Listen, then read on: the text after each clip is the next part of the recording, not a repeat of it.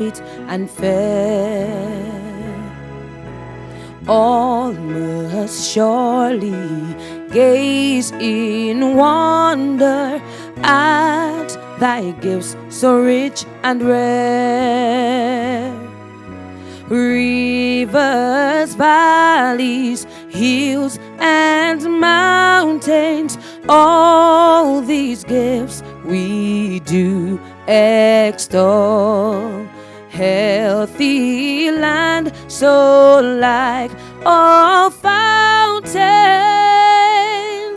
giving cheer that warms the soul.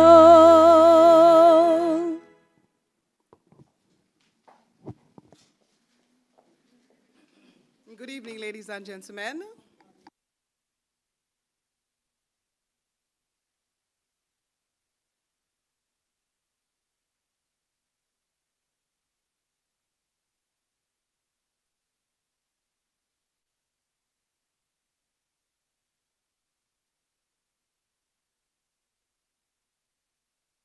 Invite Father Eustace Thomas to come to lead us in the opening prayer and invocation. Father Thomas.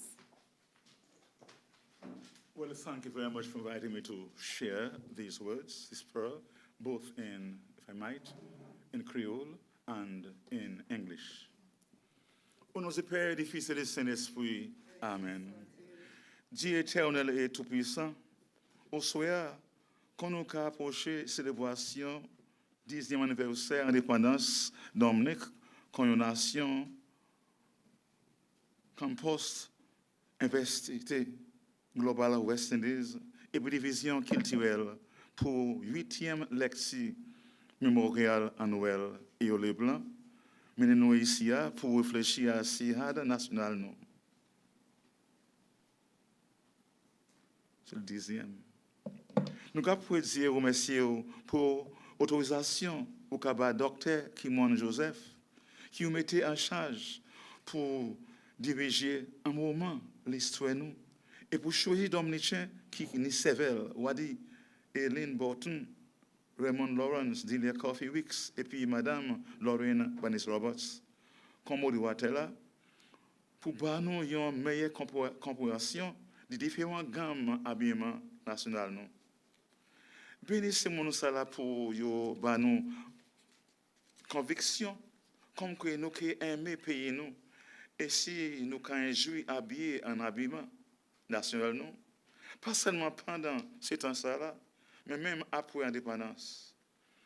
Bénis aussi ces gens-là qui organisent l'électrice là et voyez la grâce à tous ces gens-là qui écoutent grâce à différents moyens de communication sociale.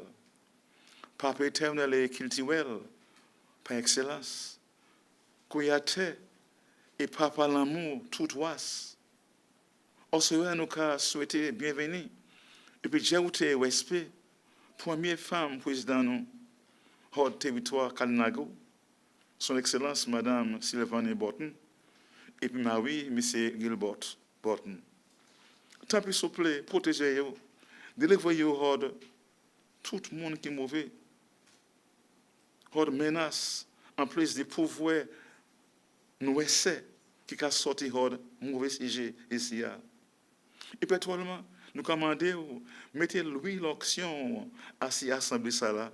Comme ça, nous écouter discussion, nous changer mentalité nous, en telle façon que nous développer plus l'amour pour culture nous, et puis l'habillement national nous, et développer un meilleur sens national, et puis respect authentique pour yon et l'autre. Nous commandons, faire ça là, par Jésus-Christ, notre Seigneur, avec maman la Vierge là, maman, et puis pouvoir le Saint-Esprit, un seul bon Dieu pour les siècles des siècles. Amen. Our Father, who art in heaven, hallowed be thy name. Thy kingdom come, thy will be done on earth as it is in heaven. Give us this day our daily bread, and forgive us our trespasses, as we forgive those who trespass against us. And lead us not into temptation, but deliver us from evil. For thine is the kingdom, the power, and the glory, forever and ever. Amen. Almighty and eternal God, this evening as you approach the celebration of the 45th anniversary of the independence of Dominica as a nation, the University of the West Indies Global Campus and the Division of Culture on this 10th annual E.O. LeBlanc Memorial Lecture have brought us here to reflect on our national wear. We pray and thank you for empowering Dr. Kimon Joseph, who was chosen to head our campus at this particular moment of our history by choosing competent Dominicans like Messrs. Aileen Burton, Raymond Lawrence, and Delia Coffey Wicks, together with Mrs. Lorraine Banis Roberts as moderator, to enable us to better appreciate the various genres of our national attire. Give your blessings to those individuals that they may convince us of how we can be patriotic by enjoying our national outfits, not only during this time of year, but beyond the independence celebrations. Bless the organizers of this lecture, together with those who are listening to the various forms of the media.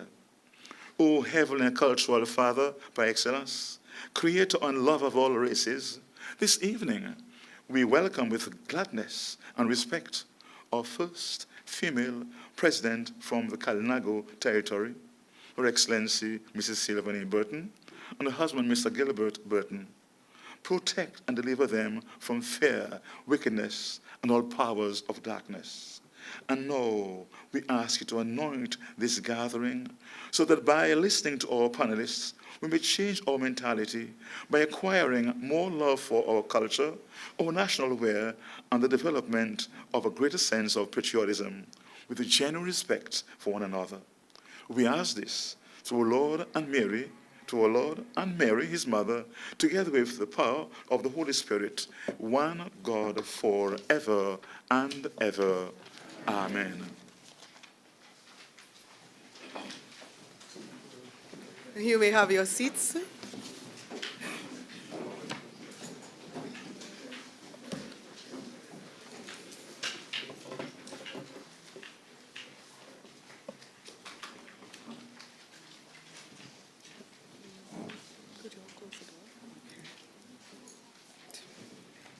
Your Excellency, Mrs. Sylvanie Burton, the President of the Commonwealth of Dominica, and Mr. Gilbert Burton, Mr. Ulson Matthew, there he is, Chief Cultural Officer of the Division of Culture and the staff of the Division of Culture, Monsignor Eustace Thomas, priest of Our Lady of Fairhaven Parish, our panelists, Mr. Raymond Lawrence, Miss Aileen Burton, as well as our moderator, Mrs. Lauren Banis Roberts. Our third panelist is not physically here with us, but she has done her presentation via video, and that is Mrs. Delia Coffey Weeks.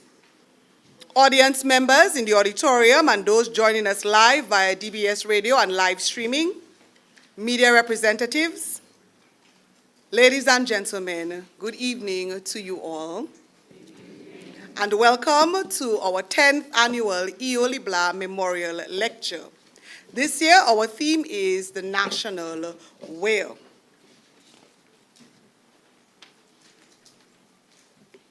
I am charged in addition to chairing, for those of you who do not know me, my name is Dr. Kimon Joseph, and I'm head at UWI Global Campus.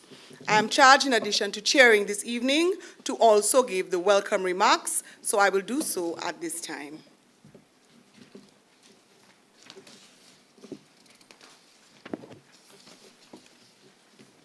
It is my pleasure to welcome all of you this evening to the 10th annual E.O. LeBlanc Memorial Lecture.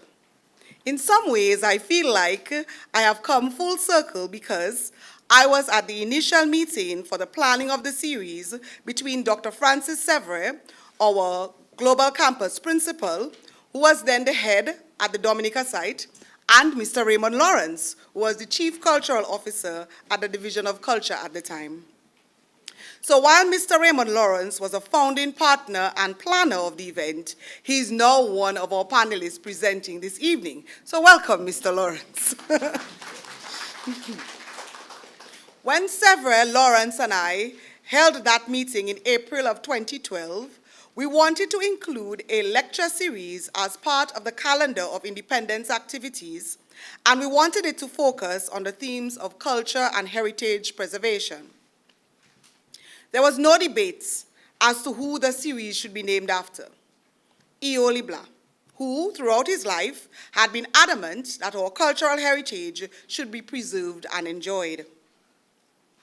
Under the current leadership of Mr. Ulson Matthew, we agreed on a change from the broad cultural topics to those that were more focused on the theme of History Week each year.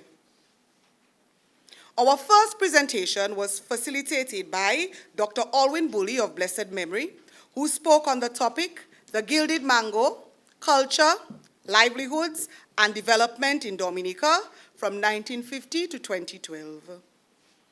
In 2013, Dr. Lennox Honeychurch presented on the topic, 10th E.O LeBlanc and the Creation of Nationalist History. In 2014, Justice Dr. Irvin Andre discussed the theme, 10th E.O LeBlanc, a rendezvous with history. In 2015, Professor Emerita Hazel Simmons McDonald spoke on the topic, Cultivating Caribbean Identities, Language, Culture, and the Politics of Deprivation. Mr. Vladimir Lucien delivered the lecture in 2016 under the theme, Folk Songs Have No Authors, Creative Force and the Individual Talent in Caribbean Arts and Culture. The 2017 installment of the lecture was canceled because of Hurricane Maria. Dr. Honeychurch gladly accepted our invitation and presented on resilience and traditional architecture and heritage sites of Dominica in 2018 and 2019, respectively. In 2020, Honorable Alex Boyd Knights, also of blessed memory, presented on the topic, Traditional Cuisine. The COVID pandemic threw us off with our plans for 2021, but we were able to return last year, and we organized that segment of the series as a panel discussion. Our topic was Herbal Traditions, and we had presentations from Mr. Reynold Parker-Deja, Mrs. Natalie Sister Nats Charles, Dr. Martha Augustus, and Ms. Terry Henry. This year, the topic for History Week is the national wear, and we have decided to again focus on a panel discussion.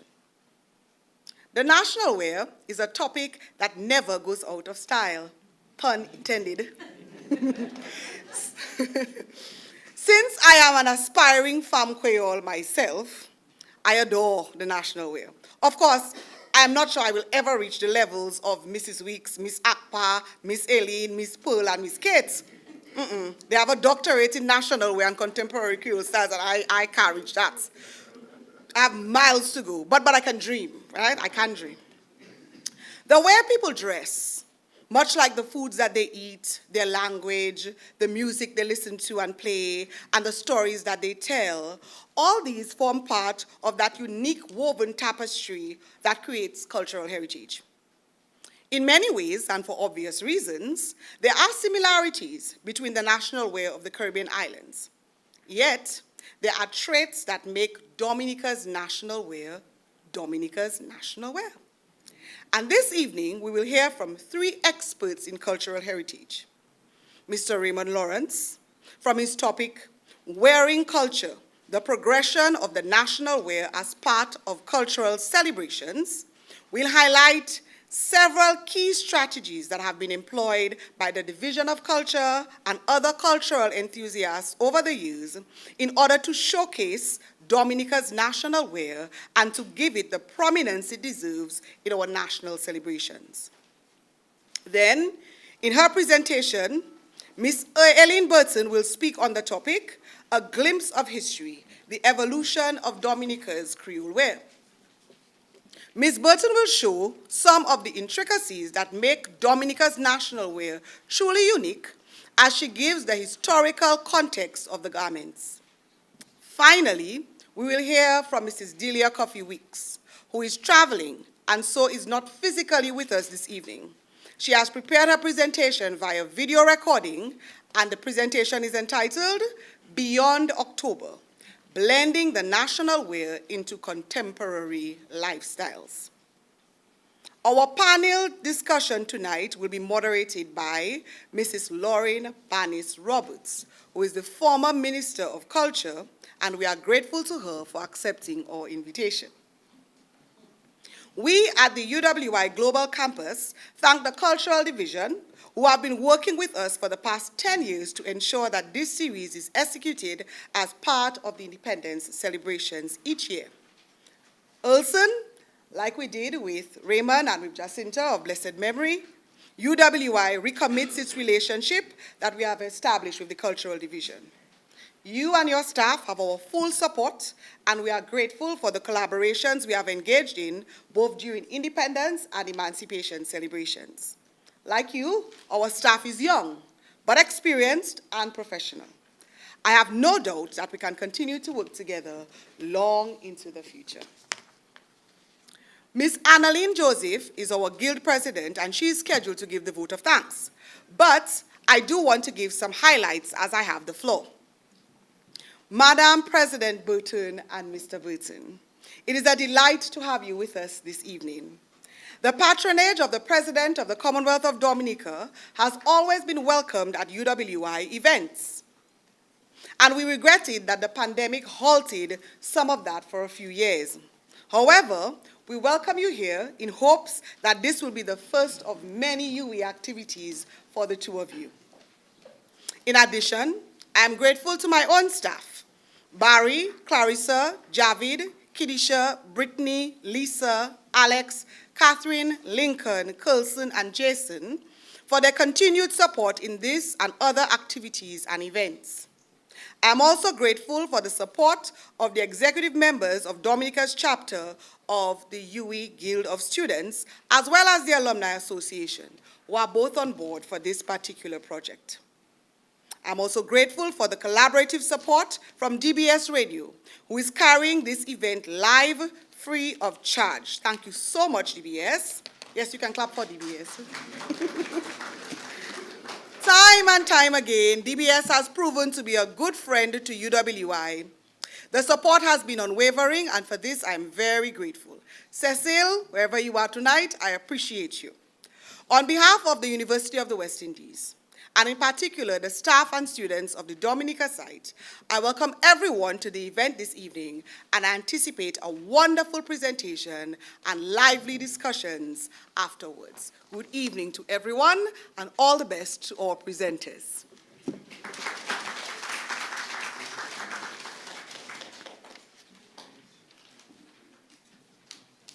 So when my friends saw that there was a moderator, they said, "Oh, good, for once you can sit with us." I said, "No, I'm chairing, you know. I'm not moderating, but I'm chairing, so I cannot sit with you." But I would like to thank Mrs. Bannis Roberts for agreeing to be our moderator this evening. And to welcome her to the podium, I invite Ms. Kisha Polidor, who is the graduate student representative on the UE Global Campus Guild of Students, the Dominica chapter. I welcome Kisha to come and introduce our moderator to us.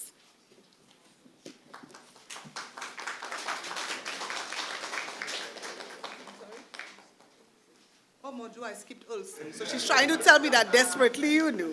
Sorry, I skipped Ulson. How can I skip Ulson? So before we do that, we have remarks from Mr. Ulson Matthew, who is the Chief Cultural Officer. Akisha is trying to tell me that. I invite Mr. Ulson Matthew, who is the Chief Cultural Officer, to give the collaborators remarks before we have the moderator.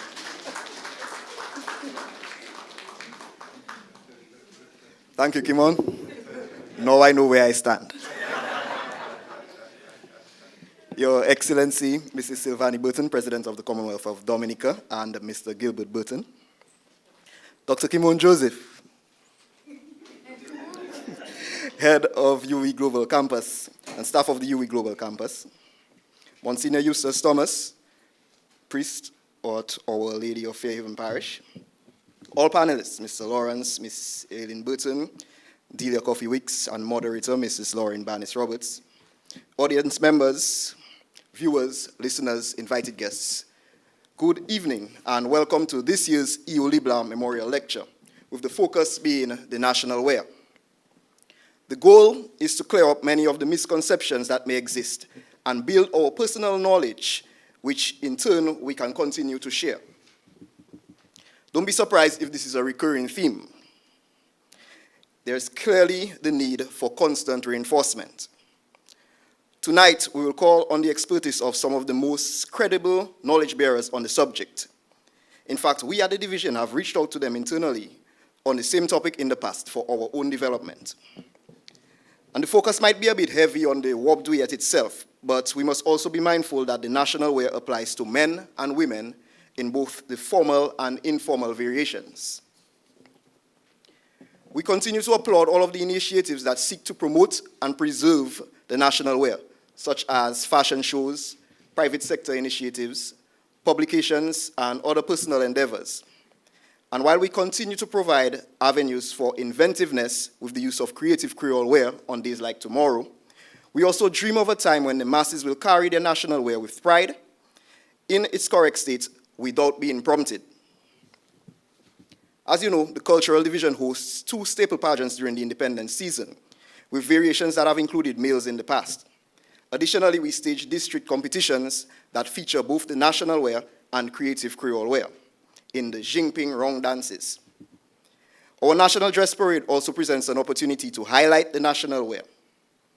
Our goal is to effectively uphold the integrity of these events, and as a result, we are constantly asked, is any WOBDUET the national wear? On what occasions is it mandatory to use the national wear? What constitutes the national wear? And we're talking about fabric, the design, the color of the fabric, the cut, the headpiece, and other accessories. What is creative Creole wear, and how does it compare to our national wear? Am I wearing the national wear at the moment? All right. All you waiting for me. Another question that they ask, which traditional dances require the full national wear? Do you all know? Okay, so I'll learn something tonight. And many other questions that some may be afraid to ask at the risk of seemingly lacking common knowledge, or may not just care just not to ask altogether and proceed to do whatever feels right to them. We would love to see better. But who spearheads the movement and who does the public model after? The seniors with their unwavering passion, other enthusiasts?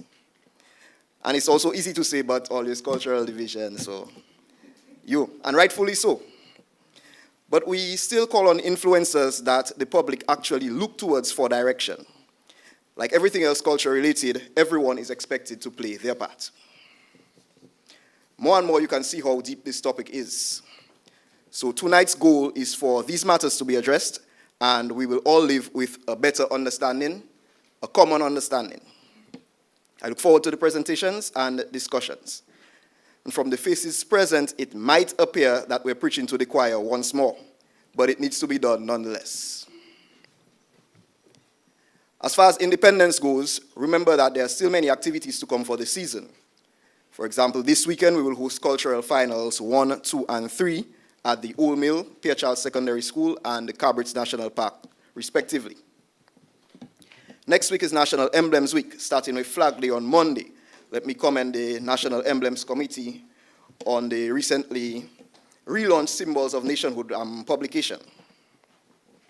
Heritage Day will be at Woodford Hill on the 22nd. Of course, the pageants that I mentioned earlier and the National Dress Parade, Had Creole Fridays, Cultural Gala, and so much more. So, anu celebrate, kawat sek nane a de padas. Me yoswea nukaya point court had national Dominic. Merci.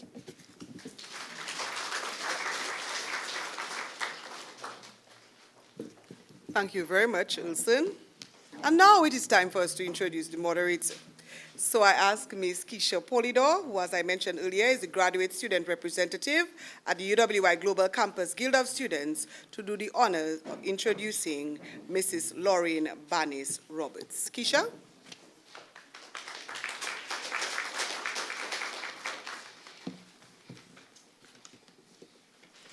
Your Excellency, Mrs. Silvani Burton, President of the Commonwealth of Dominica, and Mr. Gilbert Burton, Dr. Kimon Joseph, Head, UE Global Campus, and staff of the UE Global Campus, Mr. Ulson Matthew, Chief Cultural Officer, Division of Culture, and staff of the Division of Culture, Monsignor Eustace Thomas, priest, Our Lady of Fairhaven Parish, our panelists, Mr. Raymond Lawrence, Ms. Aileen Burton, as well as our moderator, Mrs. Lauren Barnes Roberts, audience members in the auditorium, and those viewing us via DBS Radio.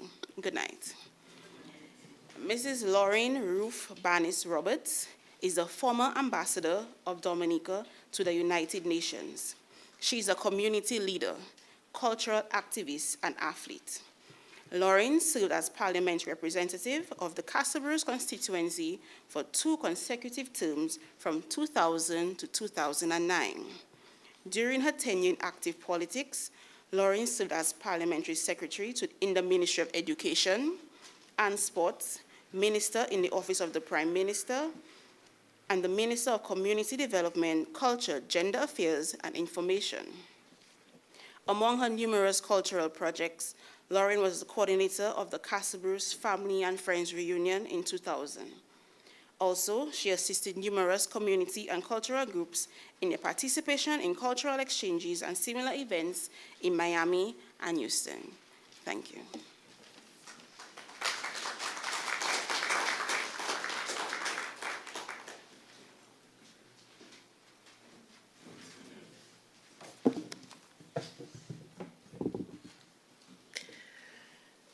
Your Excellency, Mrs. Silvani Burton, President of the Commonwealth of Dominica, and Mr. Gilbert Burton, Senator, the Honorable Austin Lockhart, Dr. Kimon Joseph, Head of UE Global Campus, Dominica, Monsignor Eustace Thomas, Priest at the Lady of Fairhaven Parish, Mr. Ulson Matthew, Acting Chief Cultural Officer, staff of the Cultural Division, panelists, Mr. Raymond Lawrence, Ms. Aileen Burton, and Mrs. Delia Coffey Wicks, Ms. Keisha Polidor, Graduate Student Representative, UE Global Campus, Guild of Students, Dominica Chapter, Ms. Annalyn Joseph, Chair, UE Global Campus, Guild Students, Dominica Chapter, Ms. Tasha P., Cultural Officer, distinguished guests, ladies and gentlemen, members of the media, good evening. I must recognize my good friend Anita Bully. It is truly an honor and a privilege to have been invited by the University of the West Indies Global Campus Dominica to host the 10th Annual E.O LeBlanc Lecture Series.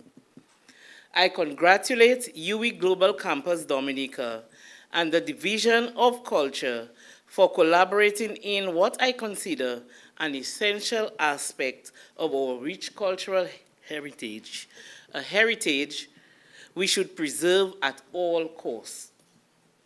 As a cultural enthusiast who wears and promotes our national wear, this evening is truly an exciting event for me personally. Dominica's culture is simply part of my DNA. It was inescapable as my mother, Rufina Barnes, a cultural icon in the Castlebrooks community and the East, actively organized and promoted cultural activities in and out of season. She formed and managed her own cultural group, the Weekend Dancers. She owned many traditional instruments. She was the proprietor of her own entertainment venue. She would ensure that the members of her group wore authentic traditional wear for competition as well as entertainment purposes. It was no mystery that when I walked down the aisle 25 years ago, on October 31st, 1998, I was fully adorned with my complete national wear, and so was my bridal party.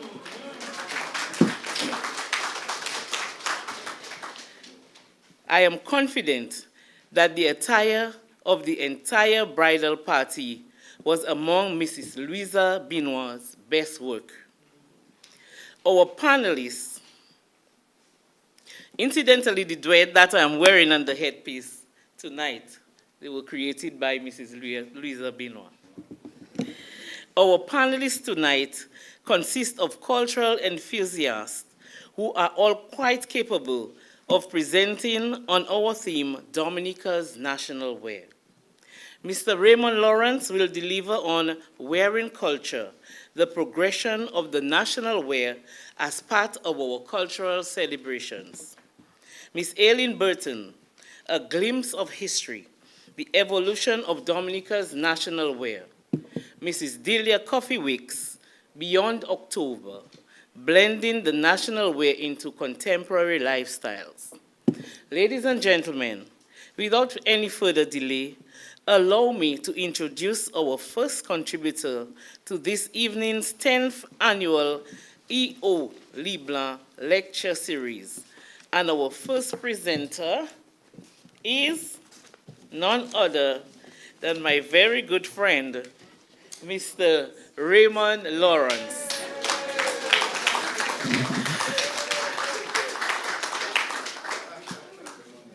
I have known Mr. Raymond Lawrence for a lifetime, and he is my very good friend. It's a pleasure, Raymond, to introduce you tonight. So Mr. Raymond Lawrence is a retired Chief Cultural Officer. At present, he is the chair of the National Emblems Committee and the Committee pour Études Créole. Raymond holds a master's degree in mass communications and culture from the University of North Texas, a bachelor's degree from the University of Steubenville in Ohio, and a certificate in management studies from the UWI-Mona. Raymond worked with Dominica's Division of Culture for 36 years. He was also the chair of the National Cultural Council and chair of Dominica's Independence Celebration Committee for many years. Raymond and I worked, in fact, I was minister when we had reunion in 2008, and it was a blast, right? Good, so we've collaborated before. Raymond has been involved in the development of arts and culture for the past 54 years. He is an actor, dancer, choreographer, artist, short story writer and poet, show organizer, and cultural activist. Ladies and gentlemen, it's my pleasure to introduce our very own Mr. Raymond Lawrence.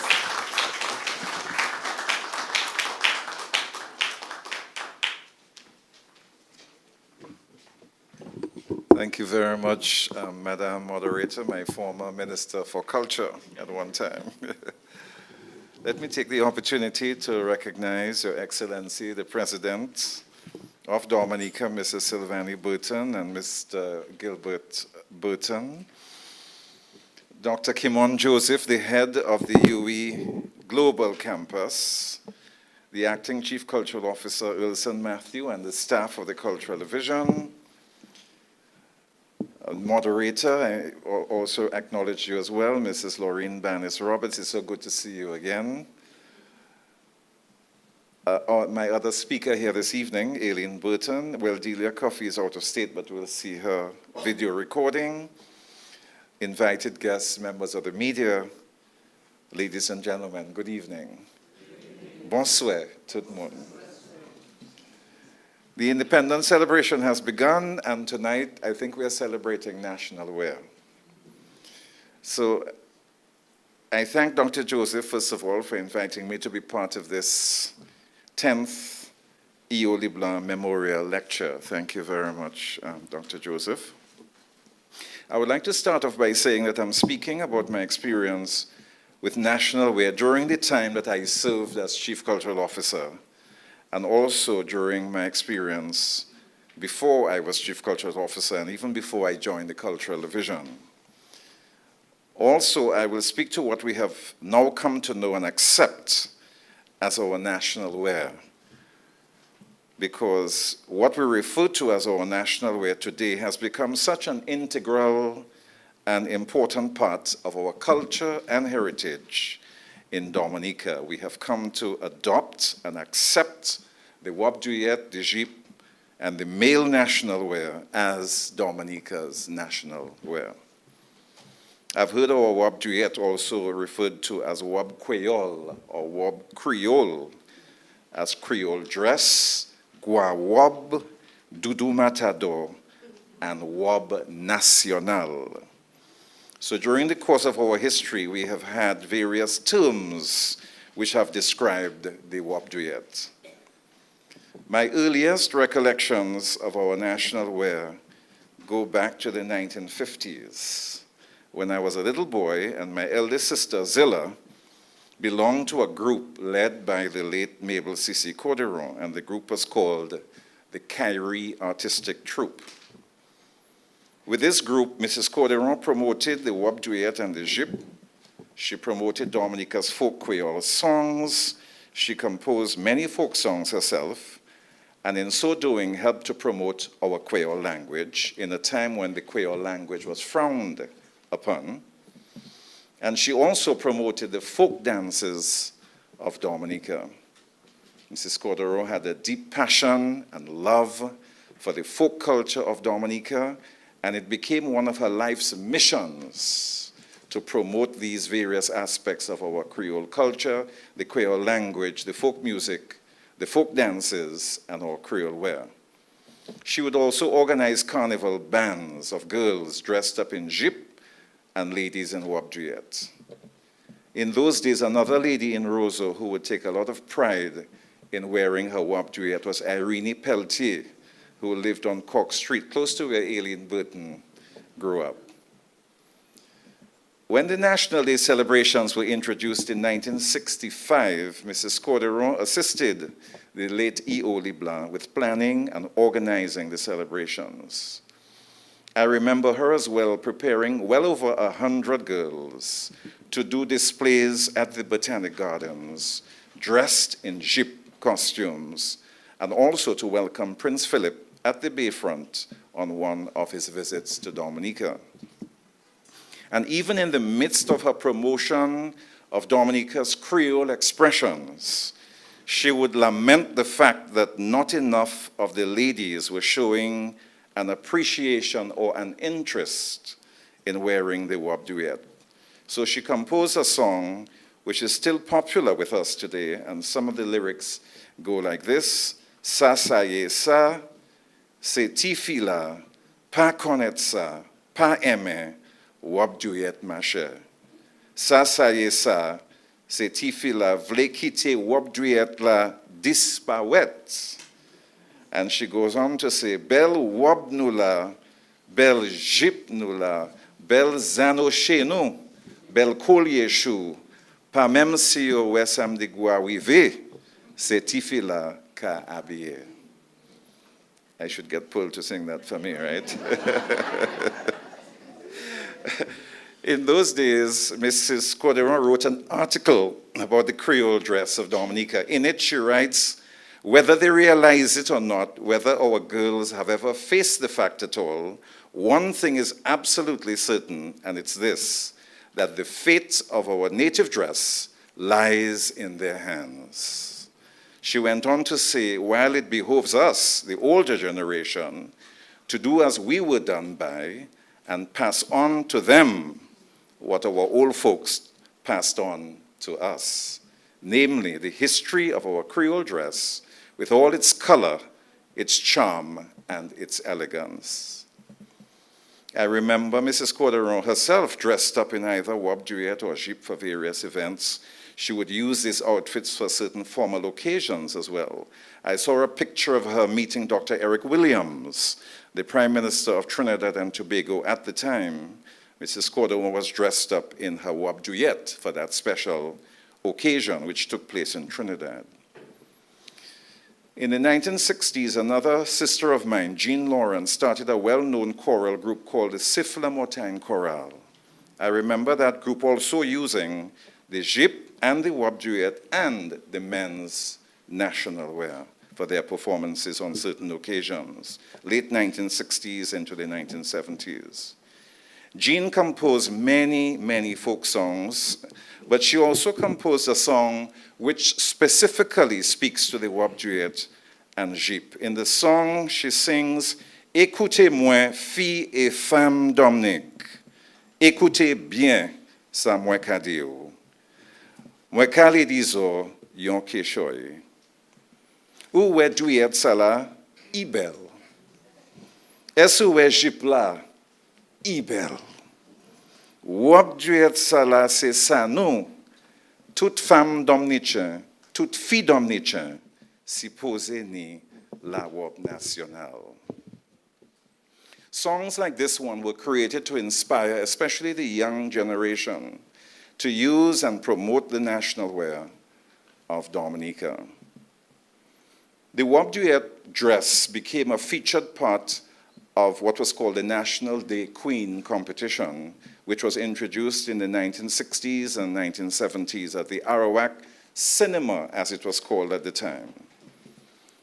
Unfortunately, the show was discontinued in the 1970s, and then there was a bit of a hiatus before the Cultural Division introduced what we now know as the Miss Wap Duet show in 1982. I remember when I joined the Cultural Division with Alwyn and Pearl, I brought up the idea of introducing a Wap Duet show. The idea was accepted, and the first Wap Duet show was staged that same year during the independence. The first winner was Sandra Charter Roll. First runner-up was Talifa Charles from La Plaine. The categories in those days were just talent and Wap Duet.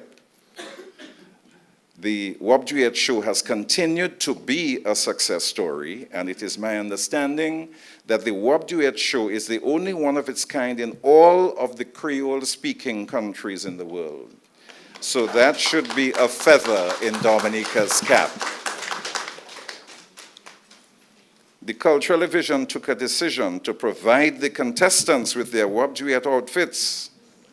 So when I think back on it, the division invested very heavily in the making of Wap Duet dresses for all of the contestants since 1982. So we're talking about 41 years. And I want to mention the assistance of Pearl Christian in a special way. Pearl coordinated the making of those Wap Duets in those days and the petticoats by getting the material, following up with the seamstresses. So Pearl, thanks a lot for your contribution to the Wap Duet show.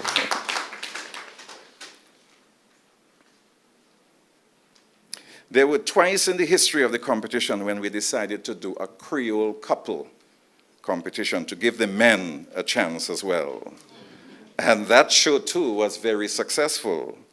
The male winners won the title of Mr. Creole, and the female winners won the title of Miss Wap Duet for those competitions. In fact, one of the winners of that competition is here with us tonight, Mikhail Ferrol, who is back in Dominica. The Madame Wap Duet was introduced in the 1990s by Vina McDougall. I distinctly remember her telling me that the Wap Duet show was for the younger ladies, but we needed a show for the more senior ladies. So she came up with the idea of the Madame Wap, geared at more senior women, and the show was also a success during the 10 years or so that she was able to stage it. But then there was a hiatus of about 10 to 11 years during which the show was not staged at all. So then it was about 2011 when I called Vina in my capacity as Chief Cultural Officer and asked her about the status of the show. And I told her that the Cultural Division was interested in reviving the show. And I asked for her permission for us to stage the show, and she agreed. So we went ahead, we organized the show, and up to today, the Madame Wap Duet show has continued to be a success. The Tea Matador show for the children was organized by Jacinta David and the Performing Arts Workshop.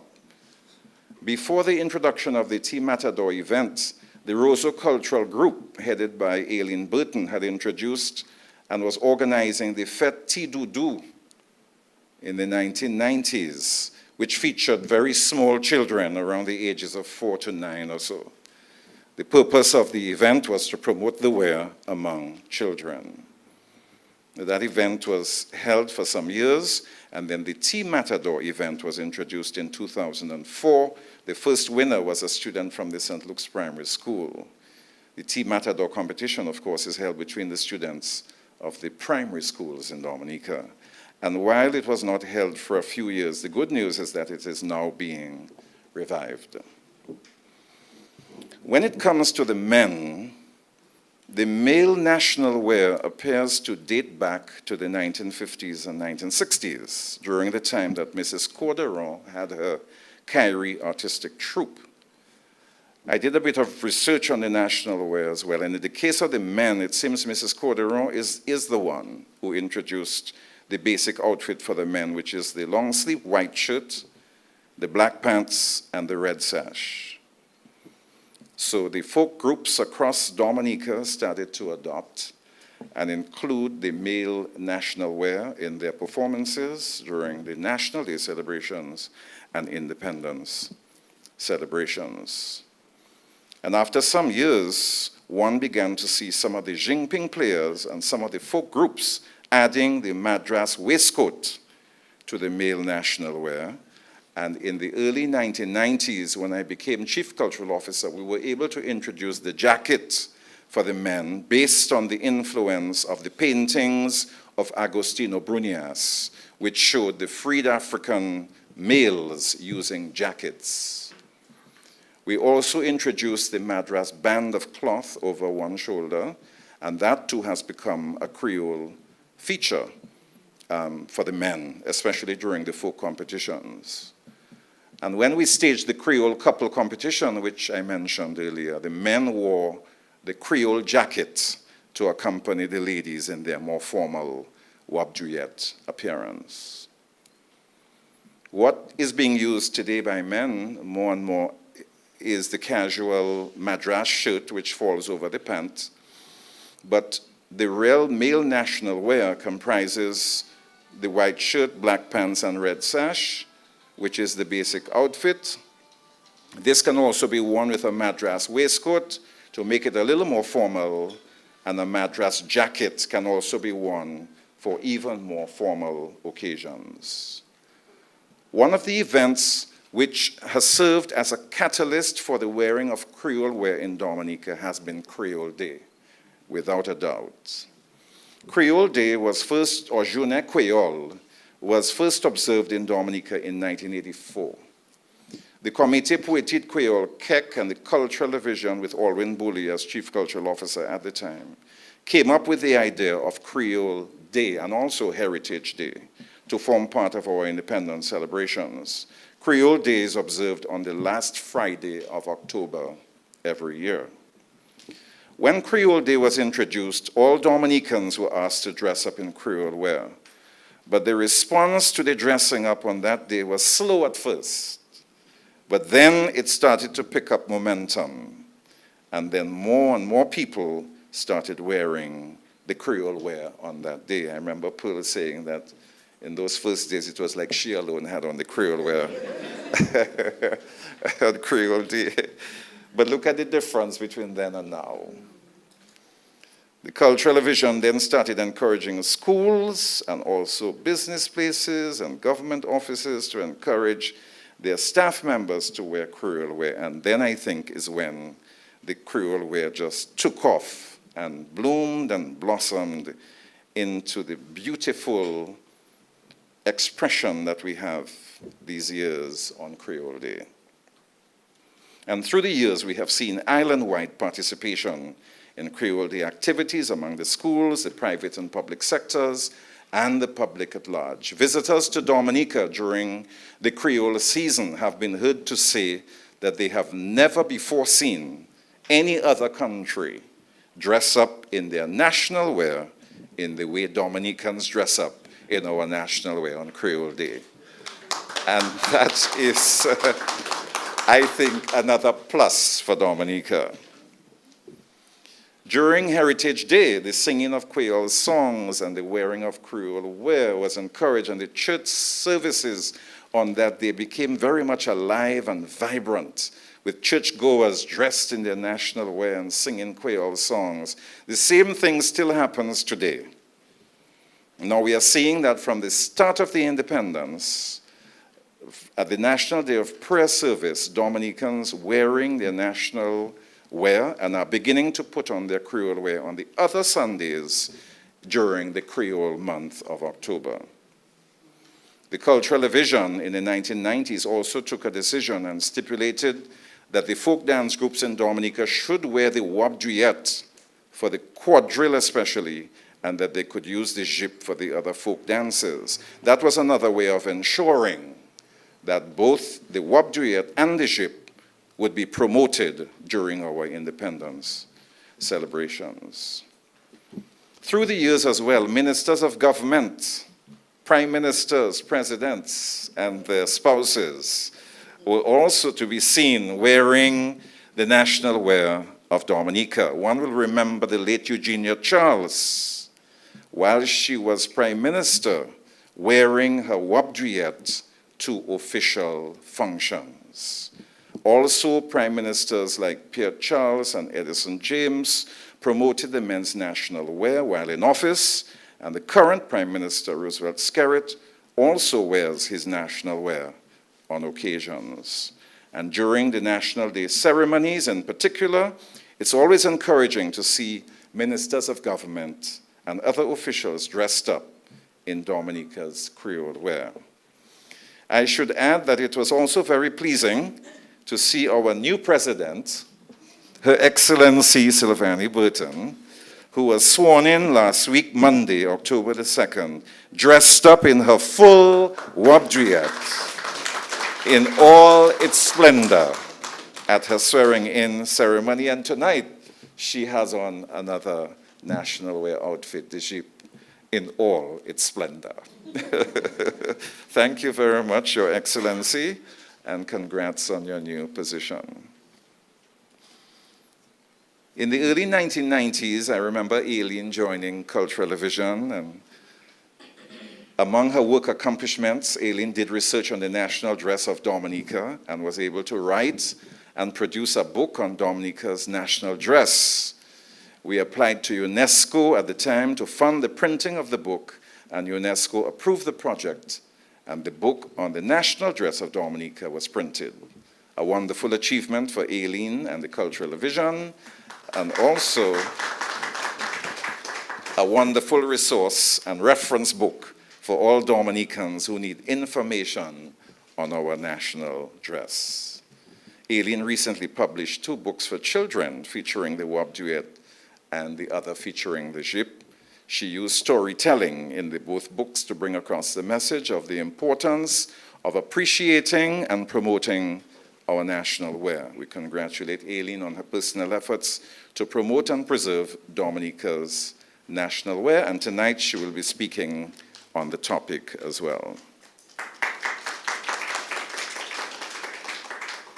I must speak about the work of overseas Dominicans, so we refer to them as the diaspora sometimes, in promoting our national wear.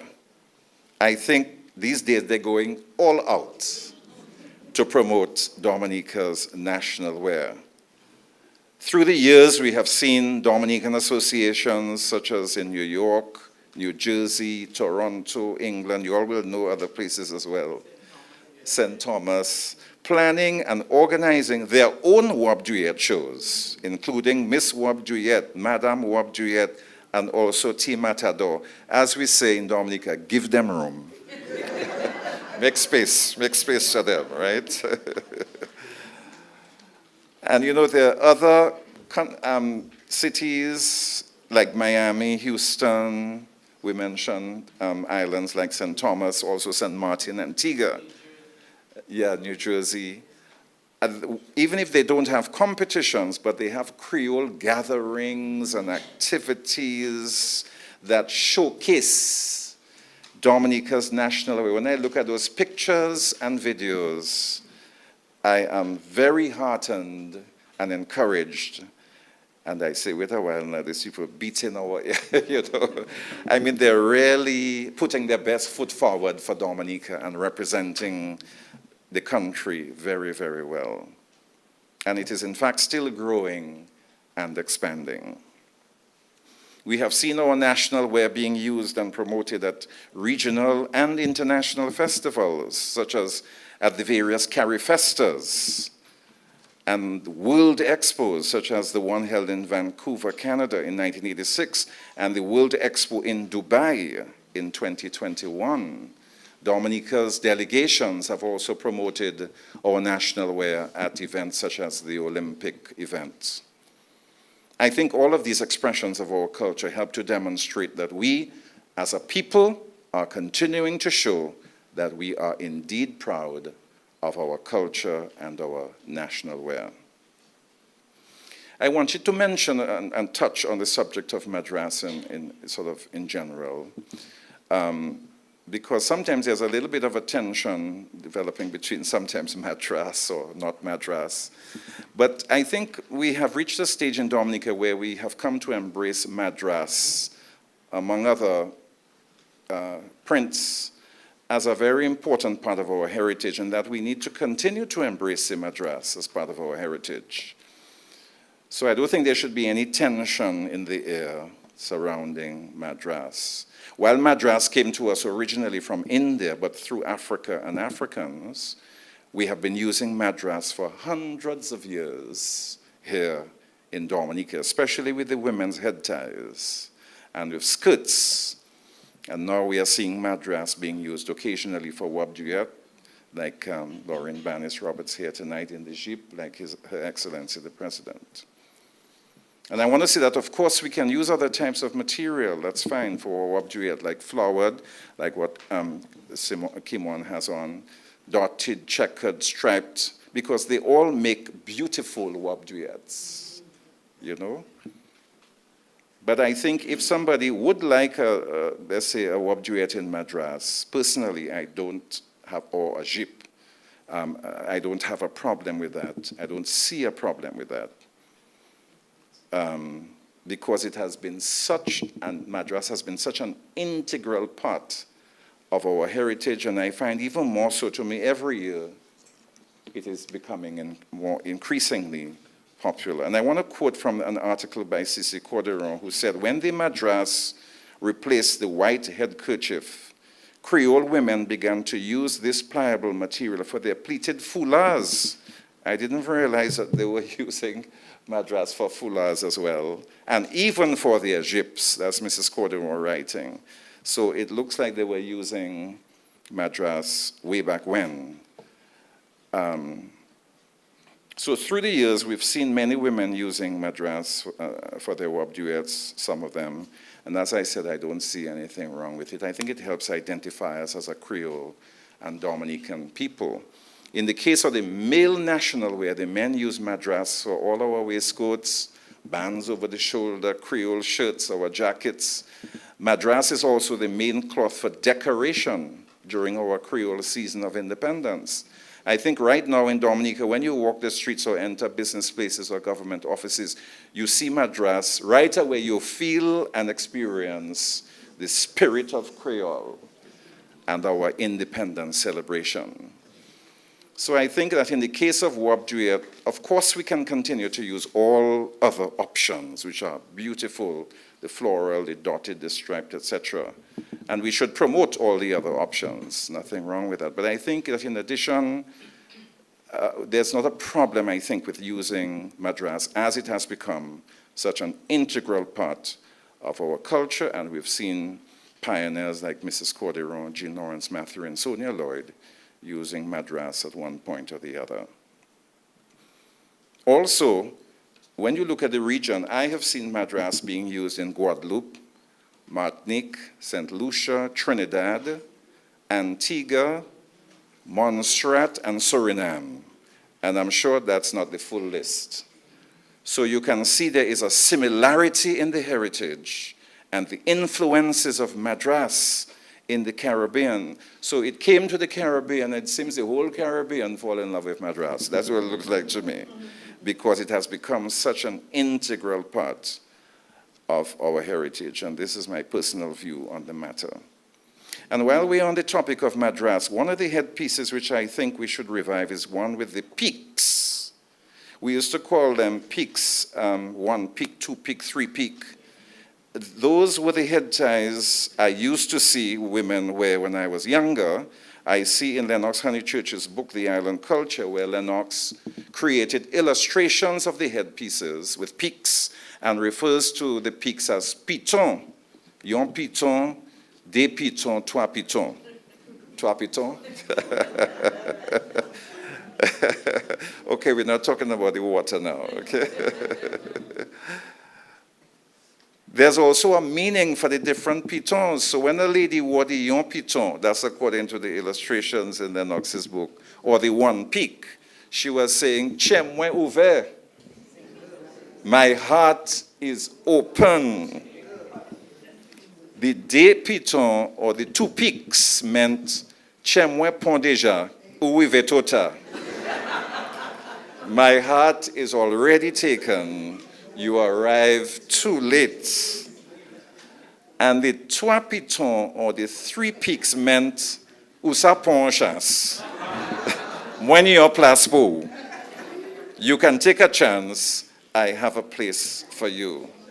Okay, so now you all can start wearing the peaks. The ladies, what do you want to send your message? But that came with the head ties, with the peaks, which I don't see much of anymore. And I think we should revive, and I'm wondering what has happened to those head ties. When I was growing up, I used to see many women, including Mrs. Cordero, using the ones with the peaks. My sister used to use them as well.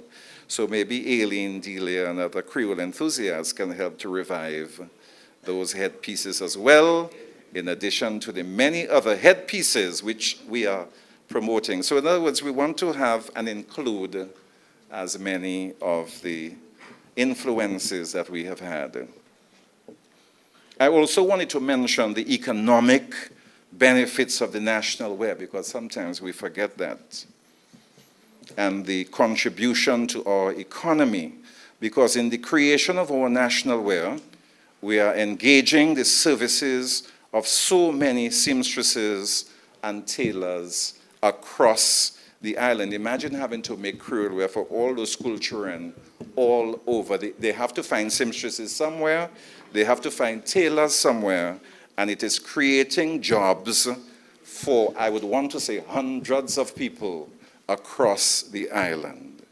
Also, when we purchase material at the stores, we buy the madras, we buy all kind of floral thing and so on. We are creating jobs for the people who are also working in those establishments. So sometimes we just take it for granted and we don't even realize that the spillover effects of just people wearing and creating and making national wear. In fact, we are creating jobs across, and every year it's happening, so which means every year people are being employed in that industry. It's something I think that is overlooked, and I think we need to emphasize the importance of the contribution and benefits, economic benefits of national wear to the economy of Dominica. So what are some of the challenges we face with the promotion of our national wear? One of them, I think, is the creative outfits we see now with regards to Creole wear. Now, don't get me wrong, I think persons can be creative. Culture has always been and will always be a coexistence between traditional and contemporary. So in other words, there are times when you can have a creative outfit, but in the same way you make time for the creative outfit, you can also make time for the real wob duet. So nobody's saying you cannot be creative, but then you're spending time and money on the creative, which means you can also take some of that time and money to invest in traditional Creole wear. The concept of creative or contemporary and traditional applies not just to Creole wear, but to all areas of culture. We have all our modern and contemporary music, for instance, but we still enjoy our folk, our traditional music as well. When it comes to cuisine, we have all our creative dishes, but there are times when you feel for a good kalalu or a good smoked meat broth or broth, as we say. So you have the modern dishes, but at the same time you want the coconut cheese and the tablet and when you go overseas, now you're missing all of those things. You're not missing all the modern thing, it's the tablet and the coconut cheese they want and the black pudding. All the traditional, that is what you're missing. Why? I don't know. But that just goes to show how it goes hand in hand. Yes, we are moving forward. Yes, we are developing, but we are taking with us all the beautiful and rich heritage experiences that we have. Even in areas such as medicine, we use modern medicine, but there are also times when we use the traditional medicine as well, the bush teas and bush medicines which our parents and grandparents used and made us use as well. And the list goes on. So in the area of Creole wear or national wear, the same contemporary and traditional concept applies. So when it comes to suggestions or recommendations in connection with the national wear, I would suggest that schools, banks, business places, government offices, public at large, decide for yourselves a day or more days than one when you can use the real national wear of Dominica. You can be creative on some other days, but I would suggest that there should be a time when institutions, including schools, etc., decide on this day or days we are going to wear the real national wear, and that is all it is. It comes down to a decision. There's a family friend of mine who says they asked them at work to dress up in Creole wear on a particular day this year. And she says she wants to put on a real wabdriette in all its full splendor. She wouldn't wear it all the time, as we know, during the season, but there are special times when she will put on the real national wear. And if we're going to help promote our national wear and keep it alive, that's all it takes, a decision. To wear it at school or when we go to work on Creole Day, to church a couple of Sundays, or when we go to some functions, we wear the real national wear. I'm not saying we have to wear it all the time, but there are times when we should, and there are times when we can. And to wear it with pride and dignity. The thing is, if we do not promote it ourselves, and if we do not even want to wear it anymore, other countries will take it and run with it, as some of them are already doing. I know an island that was already taking Dominica's national wear and running with it. Another suggestion is that we continue to provide opportunities for the wearing of our national wear. That is what Creole Day was and is meant to be, wearing the real national wear. Yes, we have gone creative with it to a certain extent, and as I said, there are times when you feel like being creative, and that's okay. But why not make Creole Day, as an example, a day when we wear our real national wear? And what about the 3rd of November, Independence Day itself? Why not use that opportunity to wear the real national wear of Dominica? But I think we can all choose a special event, not just during Independence, even during the year as well, or if you're traveling overseas to some special event, why not wear the national wear at one point or the other? When cultural delegations and even other delegations travel overseas to represent Dominica, at some point in the visit, all members of the delegation can dress up in the national wear of Dominica, carrying your flag, whatever it is, and be proud to really represent your country. I'm also encouraging our government officials and parliamentarians to continue to use certain occasions to wear the national wear. I'm not saying all the time. All I'm saying is that at certain times, you decide to wear the authentic national wear of Dominica. Another suggestion is that every Dominican should own a national wear of his or her own, so that when certain occasions present themselves, you have the national wear to put on. Just to give an example, when I was at UWI Mona, Jamaica, or at the University of Steubenville in Ohio, or at the University of North Texas in Denton, there would be times when they would have gatherings of regional, in the case of UWI Mona, they would have gatherings of regional students, and at Steubenville and North Texas, international students, like an International Students' Day. And many of the students represented their home countries with their national wear at that occasion. And I was always proud. I didn't have to look for national wear. I had one. The Chinese coming with theirs, Japanese coming with theirs, India coming, just give them room, and so on. But thank God we have our national wear, so we can stand up proud as well among all the countries in the world because we have a national wear. So it's important that every Dominican should own his or her own national wear. Let us not drop the ball, as we say. Let us not drop the ball. So many years of promoting that national wear has happened. So let us now, at this point in time, just say, oh, ça c'est bagay vie mon, that is, and whatever it is, I'm not sure.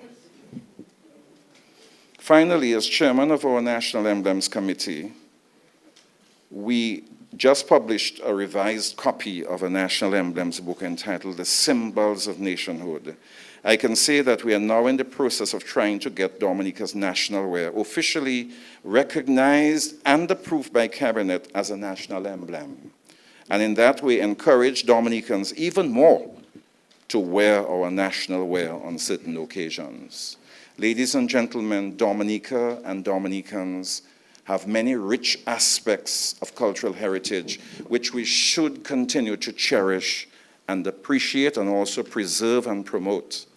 Let us not keep looking to the outside world to copy or imitate everything they do. We have our expressions of culture right here in Dominica to showcase to the world, like our national wear, and we should be proud of our national wear as part of our culture. Because all of these rich expressions of our heritage help to build and strengthen in us our sense of nationalism, patriotism, dignity, sense of belonging and pride, and help us to be able to stand up anywhere in the world and say, I am representing my country. I am proud to be a Dominican.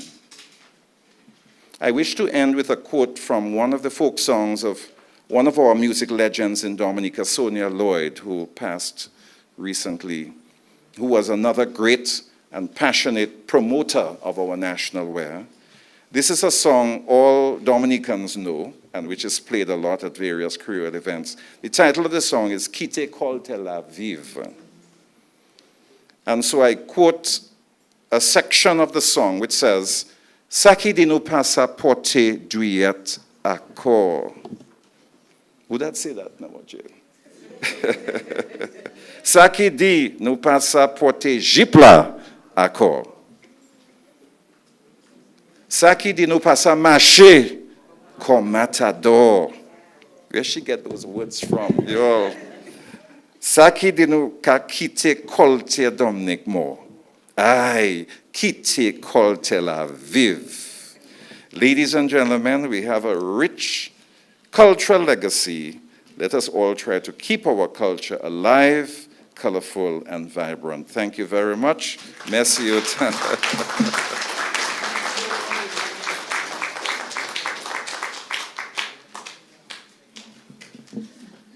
Thank you very much, Mr. Raymond Lawrence, and let's give it up for him one more time.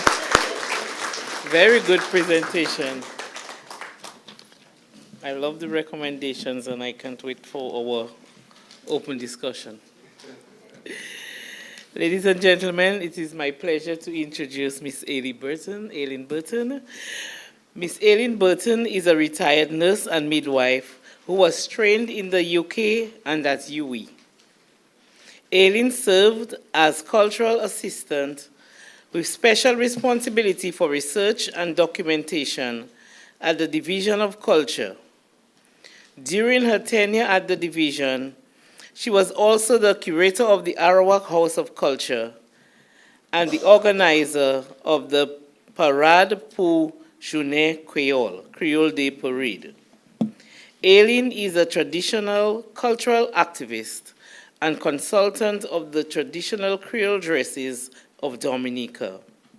As a skilled specialist of Creole head ties, national wear, and Creole dances, she has facilitated many workshops.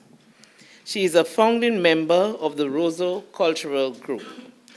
Aileen recently launched 2 children's books that document the authentic components of the Wop Duet and the Jeep Chemise, Dominica's national dress.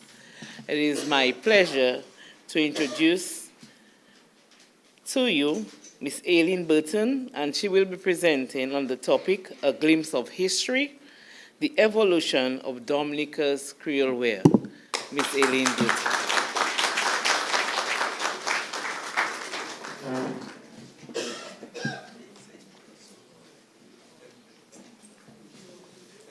Thank you very much, Madam Chairman.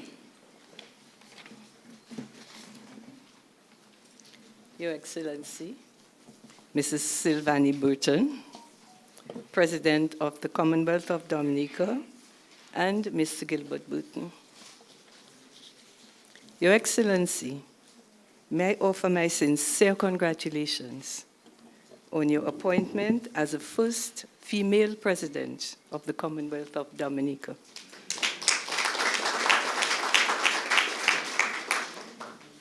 I am a great believer in the potential of women, and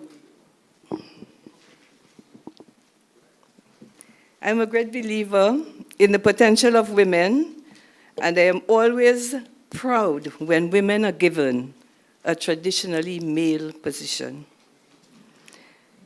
I anticipate the day when a woman will be made commissioner of the Dominica Police Force.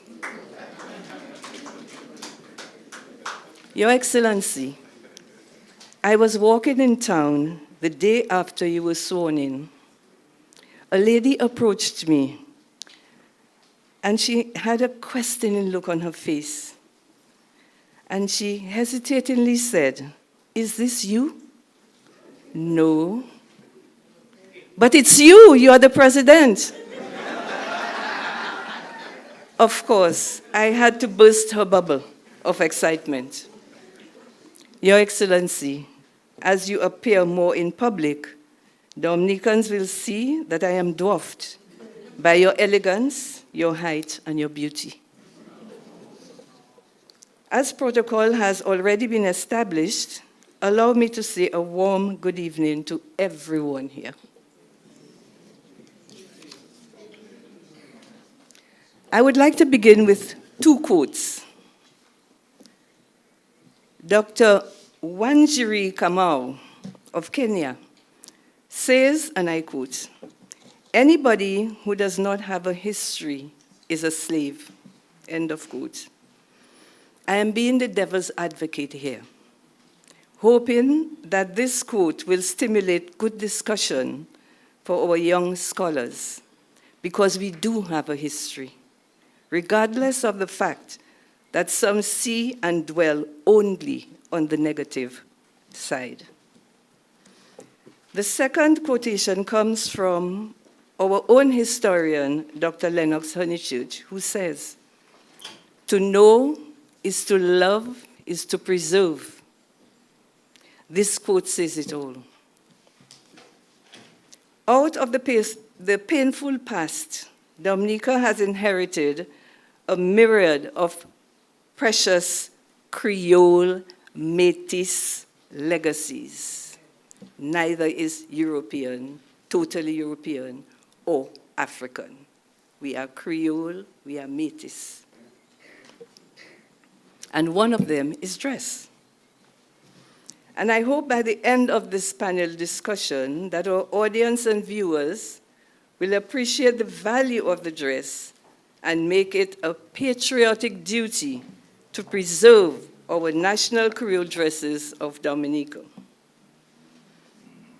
We know all about the transatlantic slave trade. It was a time of war, a time of conquest, a time when Europe searched for raw material to enrich king and country. Africa had every item on the bucket list. And somehow, they felt they had the God-given right to invade and exploit. And so the slave trade began, the kernel of our history. I have with me Javid, who is going to help me with my presentation. There we are. We have slaves in shackles ready for the shipment to the islands. Okay. So the slaves were brought to the islands. Dominica provided a haven for the sailors who journeyed across the Atlantic. She had an abundance of water and lush vegetation for shelter. Dominica therefore served as a hub from where slaves were transported to the other islands to work the plantations. So we are going to cover a period now from the 1600s to the present. Robert S. Duplessis, but something I must tell you, research into this history is so very interesting, exciting, amazing. And I would encourage everybody here, when I do this, when I talk about these names, try to memorize, or we have block notes on our iPhones. Robert S. Duplessis. He writes about what did slaves wear and textile regimes in the French Caribbean. He says that the slaves arrived almost naked. And when Mr. Lawrence spoke about the economic value of our Creole wear, that has been from time immemorial, since the slave trade, because the slaves ordered certain materials for their wear. So from that time. The plantation owners were responsible for supplying their slaves with 2 outfits, one for weekdays, don't know when they got washed, and the other for Sundays and holidays. The women were given 2 short skirts or petticoats and large cassack, which is it's large, yes, and long. And it's also called a chemise. The men were supplied with culottes and chemises. The garments were made of inexpensive and coarse, dull colored cloth, like hempen, linen, cotton basin, and jengas. Most often, the women slaves were seen topless. They were without their chemises in the heat. No doubt, this posed a serious challenge to the wives of the plantation and the plantation owners, and certainly the church. And so the first dress was introduced for the women. And so what we call the toit-tout was born. There we are. It's a simple garment made of the same coarse cloth as the previous outfits, and the dress was made with 3 holes, hence toit-tout. 1 for the head and 2 for the arms, aptly named the toit-tout. I did a workshop in New Jersey, and one of the children had to wear this dress. And she said to me, "Auntie, I don't like these 4 holes." And she's right, there's one for the legs. As we say, out of the mouth of babes comes the truth. And I had never thought of it before.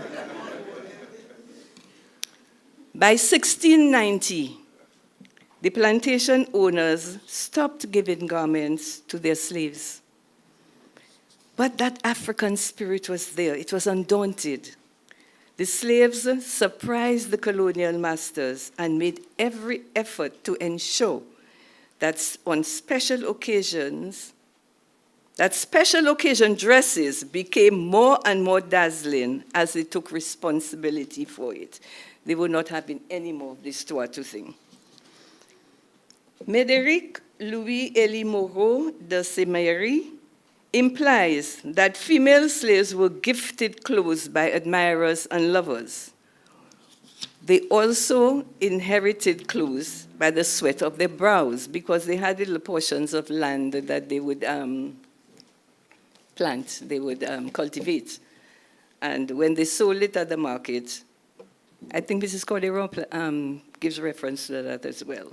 When they sold it at the market, they used the money they made to buy clothes. This hasn't changed, has it? We love dress. They added a brightly colored skirt. April? Right.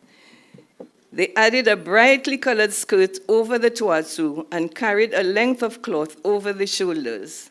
They embellished their outfits with whatever nature offered, like beads, shells, bracelets, or rassad blanc.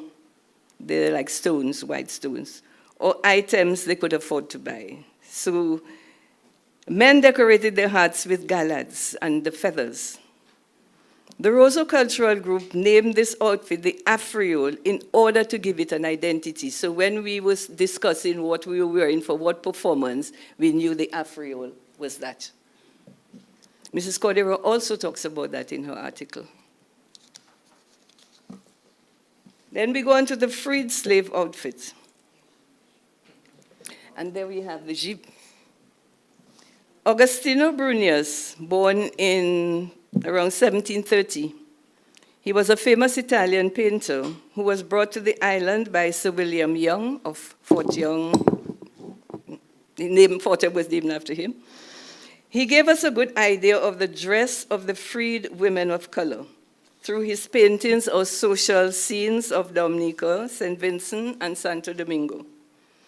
A famous painting of his called The Linen Market was painted in Roseau, and you can actually identify and see that it's Roseau.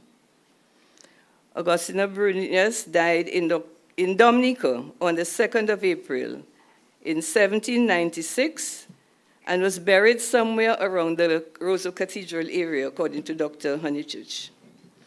I am also told that the Bruni family may be his descendants. Now, it is worthy to note here that, that Dominica exchanged hands many times between the British and the French, and that Dominica, in terms of material culture, remained heavily French influenced, even after its transfer to British rule in 1763. This French influence is evident up to today. The freed slave outfit,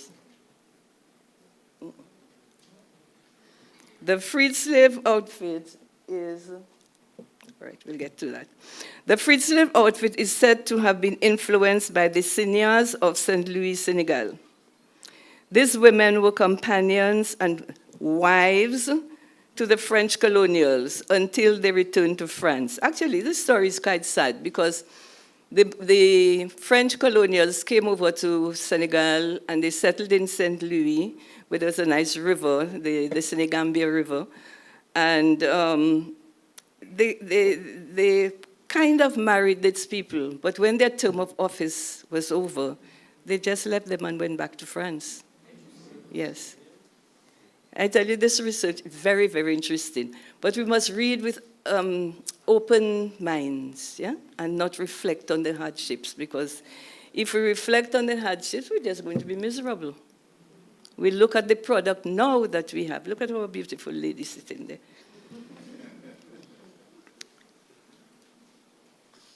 So the French colonial, they were said with the French colonials until they returned to France. They were well known as excellent hostesses, versed in the entertainment and care of the male gender, and became rich traders. Their outfits, yes, there we are.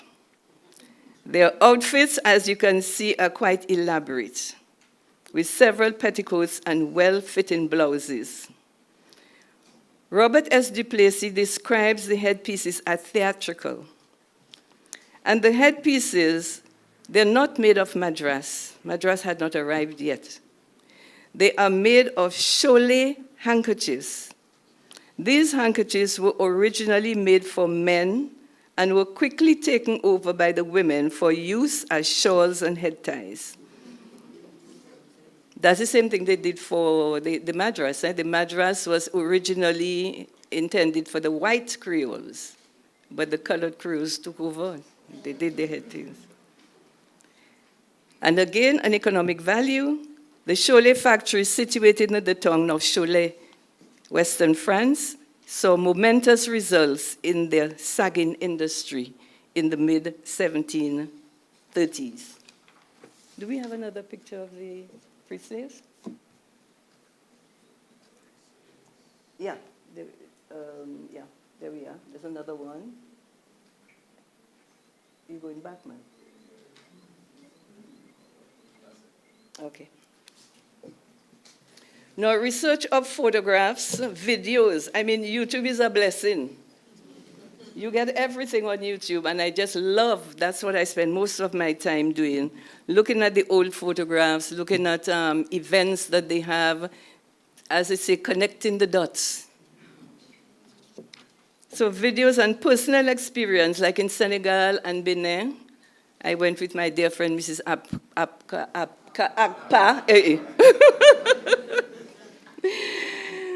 And we went on a Francophonie conference to Benin. And there we saw all the gauls and the things like that. And, you know, you can just see the connections. Thank you. Too numerous to mention. So I feel our outfits, I can see the connection. I see our outfits are heavily influenced by the Francophone countries.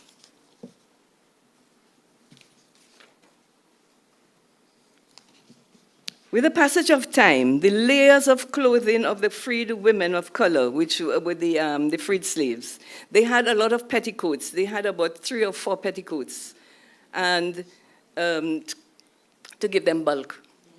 Yes. And yes, so the layers of clothing of the freed women of color became less in number, but by no means less attractive. Thomas Atwood, another name you have to remember, a British banker and economist. He was Chief Justice also on the island of Dominica from 1766 to 1773. In his book entitled The History of the Island of Dominica, describes Dominicans as being remarkably fond of dress, for which they will spare no expense.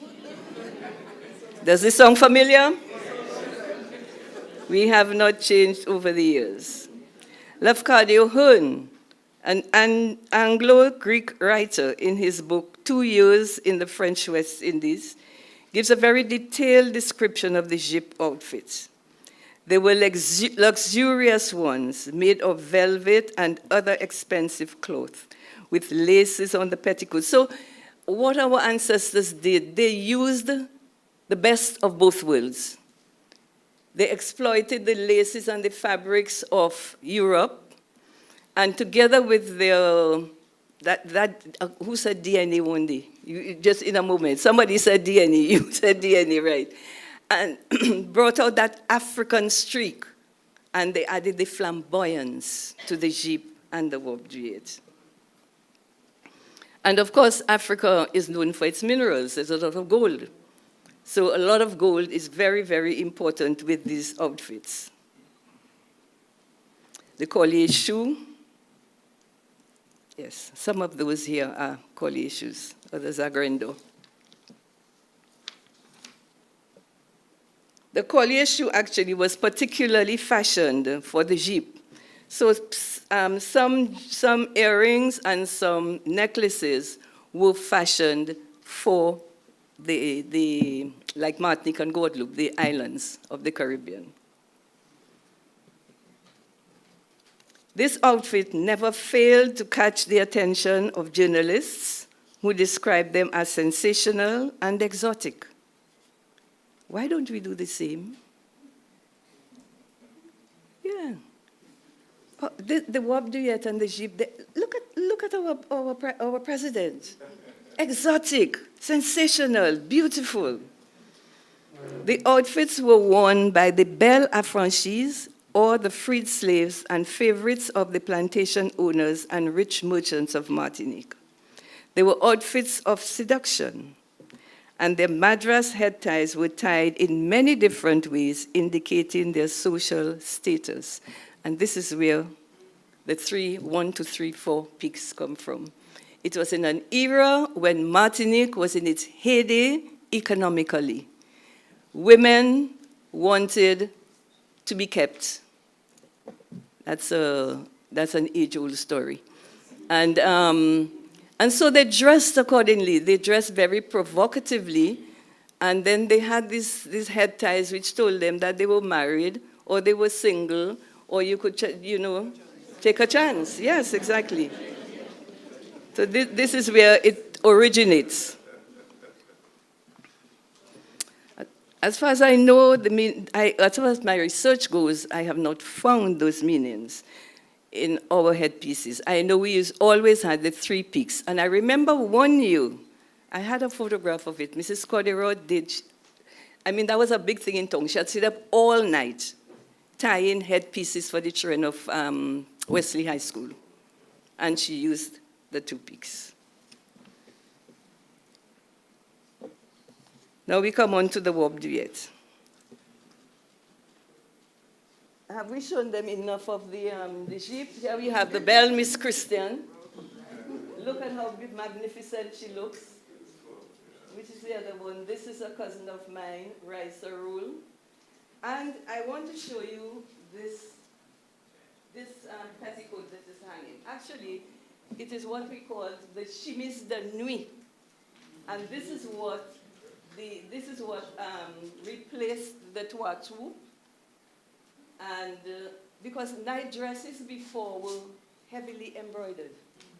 They were beautiful. They were made of light linen or muslin, and percale, very light. And my mother did that. She was about 85 or so when she did this embroidery for me because I wanted one. And when you wear this petticoat, so you have the top, you put another petticoat on top of the bottom half, another petticoat, and then you put on your skirt. And when you wear this outfit, you have 2 gold pins that stay here, and you do not wear a foulard. Baby Robinson, in the book that I wrote for the Cultural Division, there's a photograph of Mrs. Evadne Robinson, whom we all call Baby, and she shows how that jeep, version of the jeep was worn. Here we have the traditional jeep. Any more in the jeep? And there we have beautiful ladies dressed in duet. And this one here is the dress that Sandra Charter wore when she became the first Miss Warp Duet. This is this very same dress, and her daughter is wearing it. Yeah. So, with the abolition of slavery on August the 1st, 1834, and subsequent decline in the economic activity on the plantations, the jeep was replaced by the warp duet. Some say that it was due to the fact that the wearers of the jeep got pneumonia and chest infections because of the décolleté. Yes. So this is another reason that they gave, but I really think it's due to the economic decline. The warp duet was first seen in Martinique around 1859, according to the Martinican writer Roselyne Buzz. This outfit, although not as luxurious as a jeep, but is by no means less impressive. It is certainly more regal in appearance and shares the stateliness and chic of the Edwardian period. The back of the duet has very small pleats at the small of the back, and it is really, and also the petticoat, when you wear the petticoat, all the gathers must be at the back. The front is plain or straight. So they want a straight front and a bon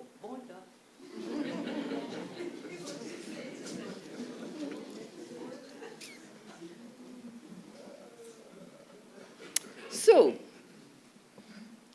it was complemented, no, the European fashion was complemented by the flamboyance of the African.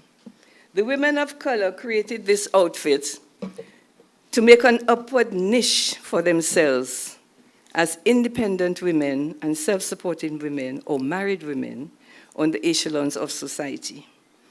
The colors were well chosen to match the skin tone of the wearer. Now, this is very important. Very, very important. So, when I think about it, I mean, a lot of thought went into creating these outfits, the warp duet and the jeep, and particularly the warp duet. The foulard must contrast. I saw an article the other day saying that they should match. Now, when we say match, it means the colors must match. Sometimes you find that the people with the headpieces the same as a dress. No.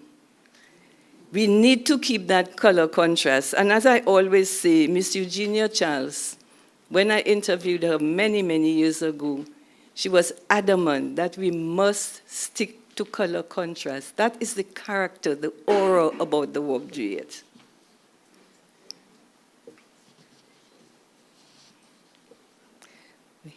Lafcadio Hearn explains it as a contrast or a sharp relief to the dominant color of the warp duet. For example, if the dominant color of your warp duet is blue, you need to have a scarf with yellow. And I know that today we use a lot of plain satin. But in the olden days, we used, I am old.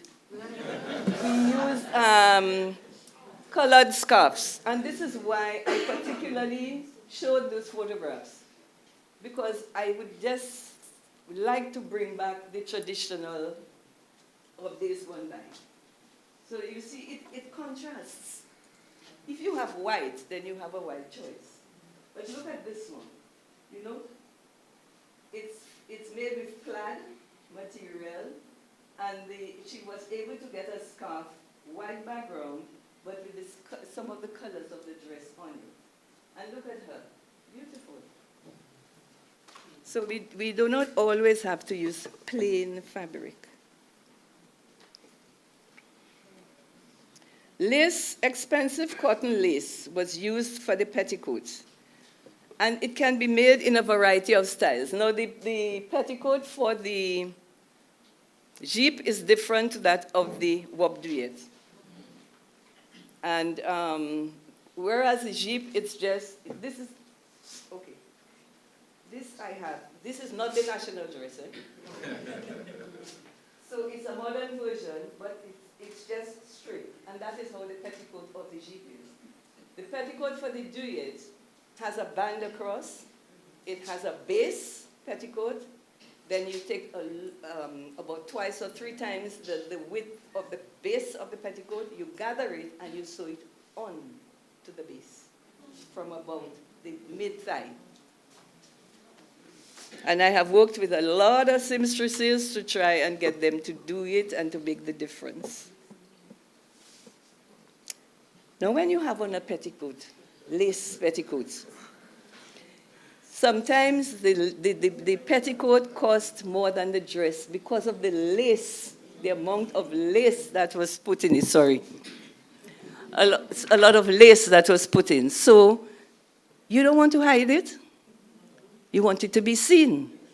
So when you are pitching your dress, I always have to leave because I have to give a demonstration.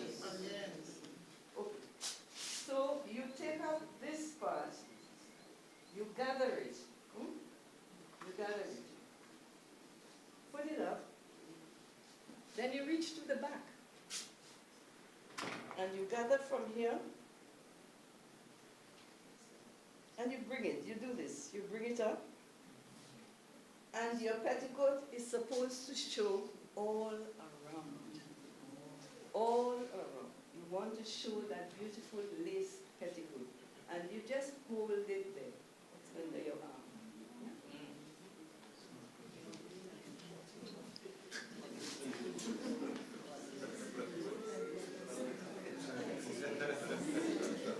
So the duet is made with a train, tail, or lache.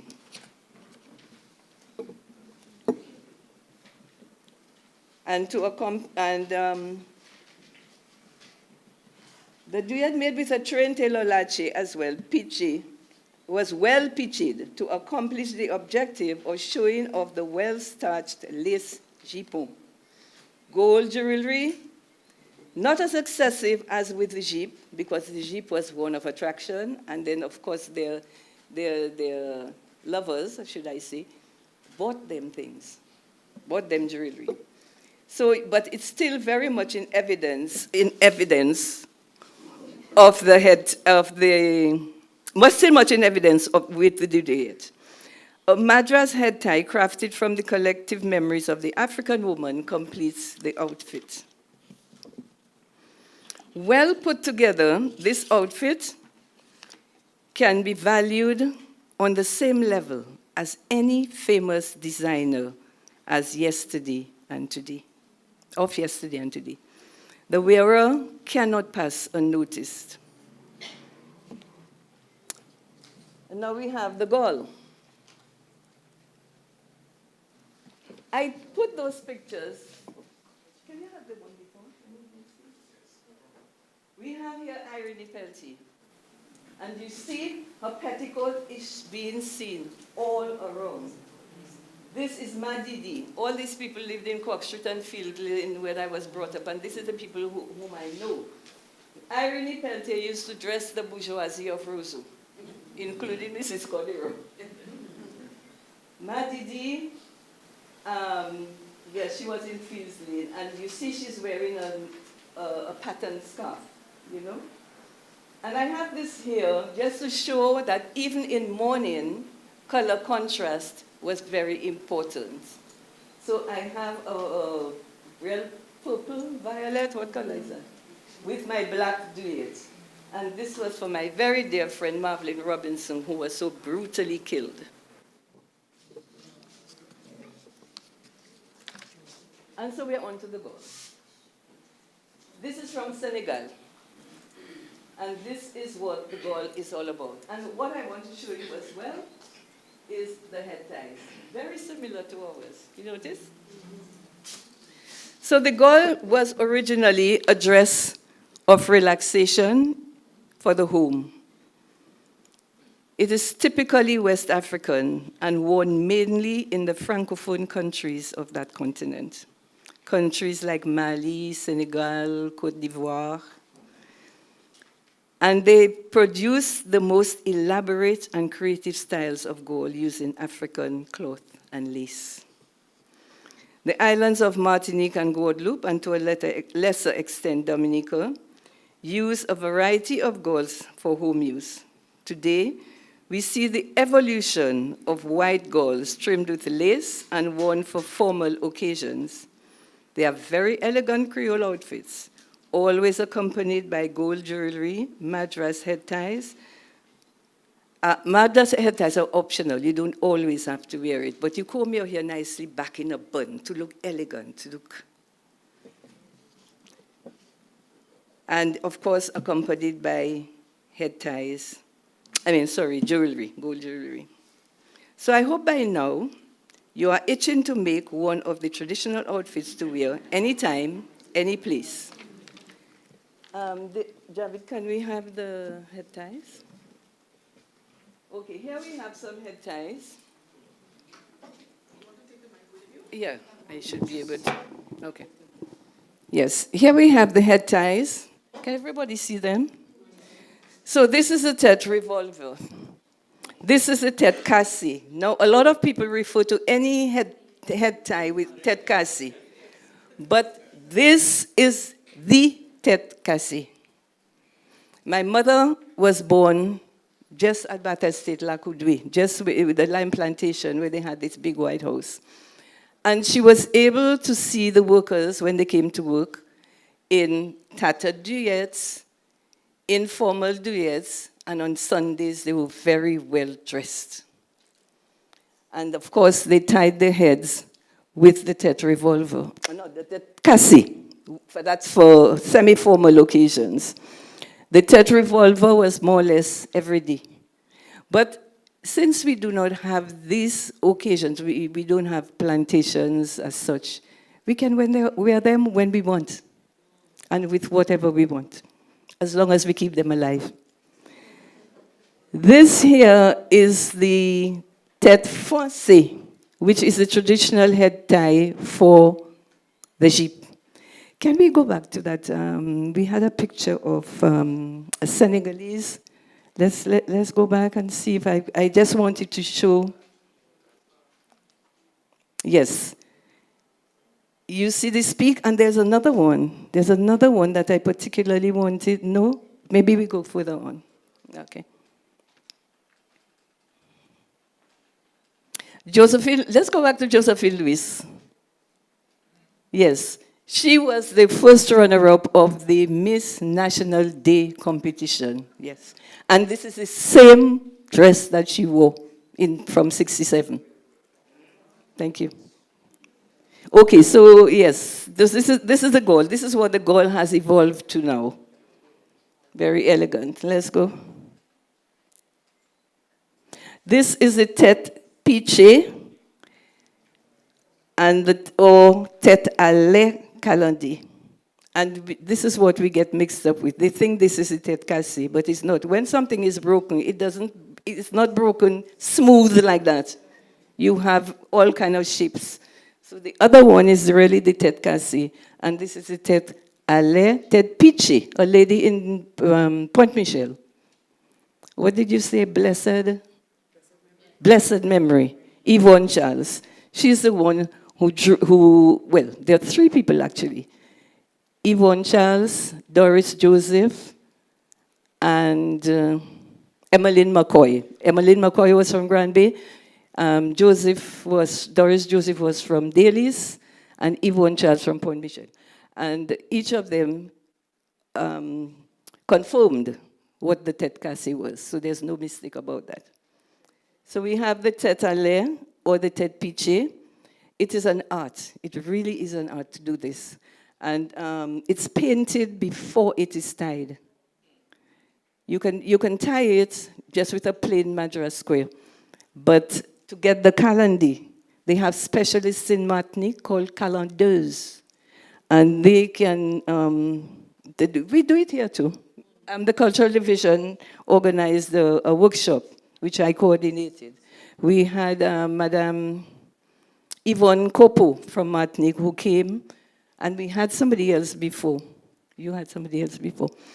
And this really has an East Indian influence. It is not typically African. The influence of this is not African.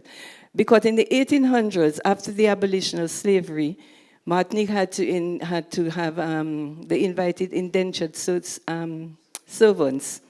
to come to work the fields, as the freed slaves no longer wanted to do that.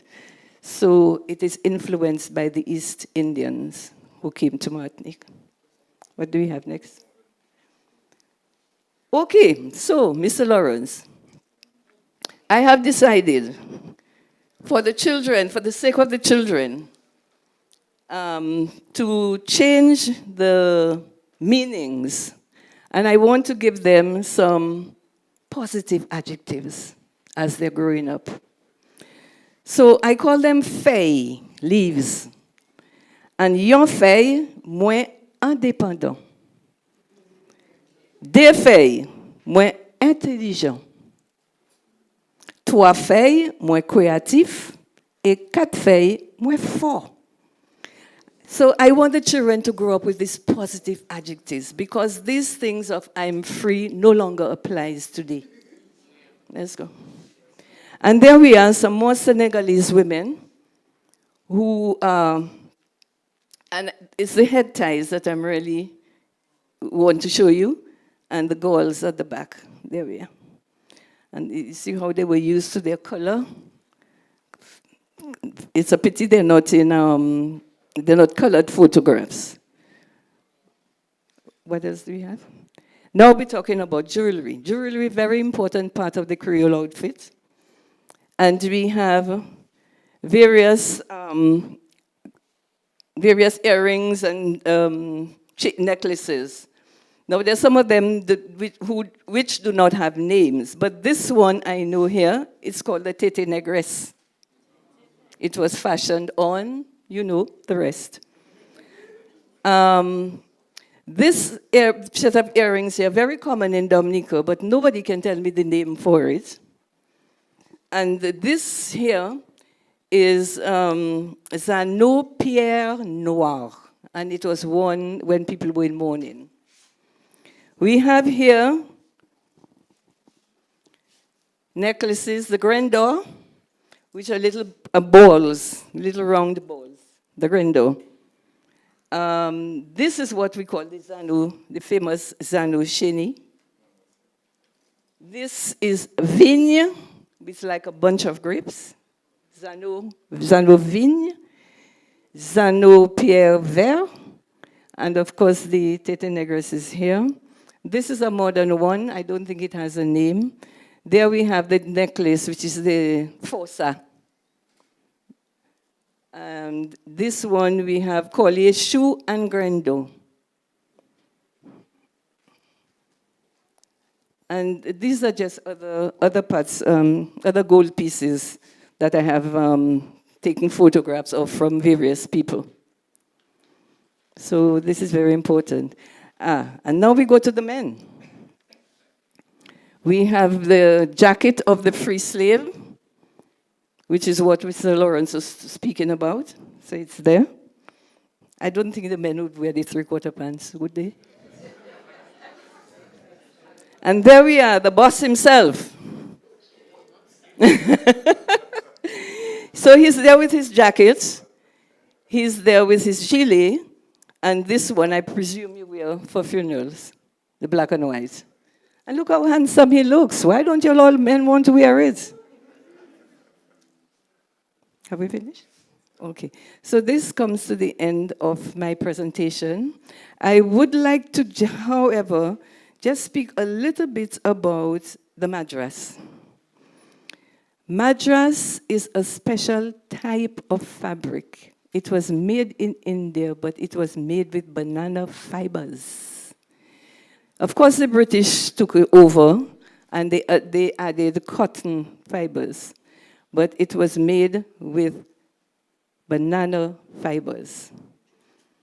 It is made, it is, the pattern is uniformed. Whatever pattern it is uniformed. You can have a plain middle, or the pattern comes through the middle. So when you are buying madras, be careful, or not be careful, but just be aware that if you want a plain piece in front, or do you want stripe in front? So, and because you fold it in a triangle, so you have to look and see how it is. They come in packs of 8, and each madras square has a demarcation line, and this is why it's so difficult to make a wob duet with it. They are making madras-like patterns, which I think we refer to as plaid. And this you can use to make your shoots and your wob duets. It is easier to match. Whereas with the madras squares, it's difficult. And the madras they're producing now is so thin, I wouldn't even bother. It's not worth the effort. So ladies and gentlemen, end of my presentation. I hope you have enjoyed it.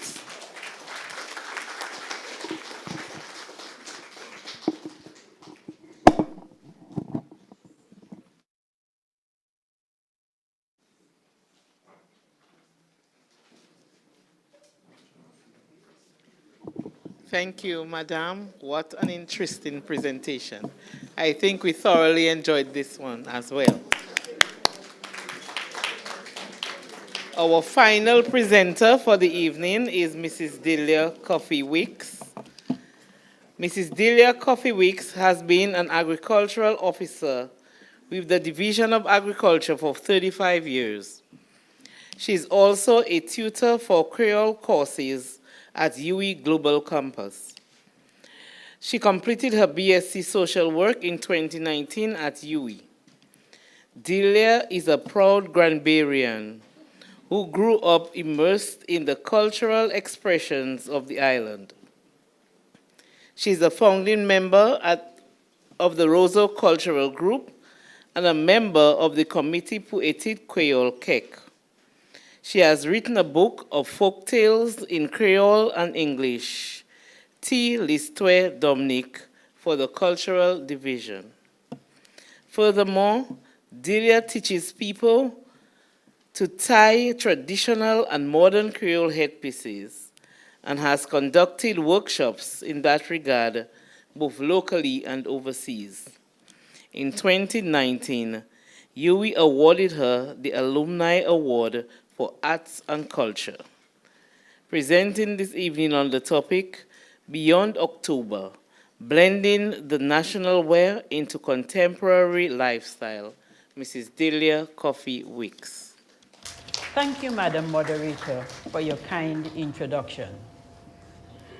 My fellow panelists, invited guests, all those who have joined us through some form of media, good evening.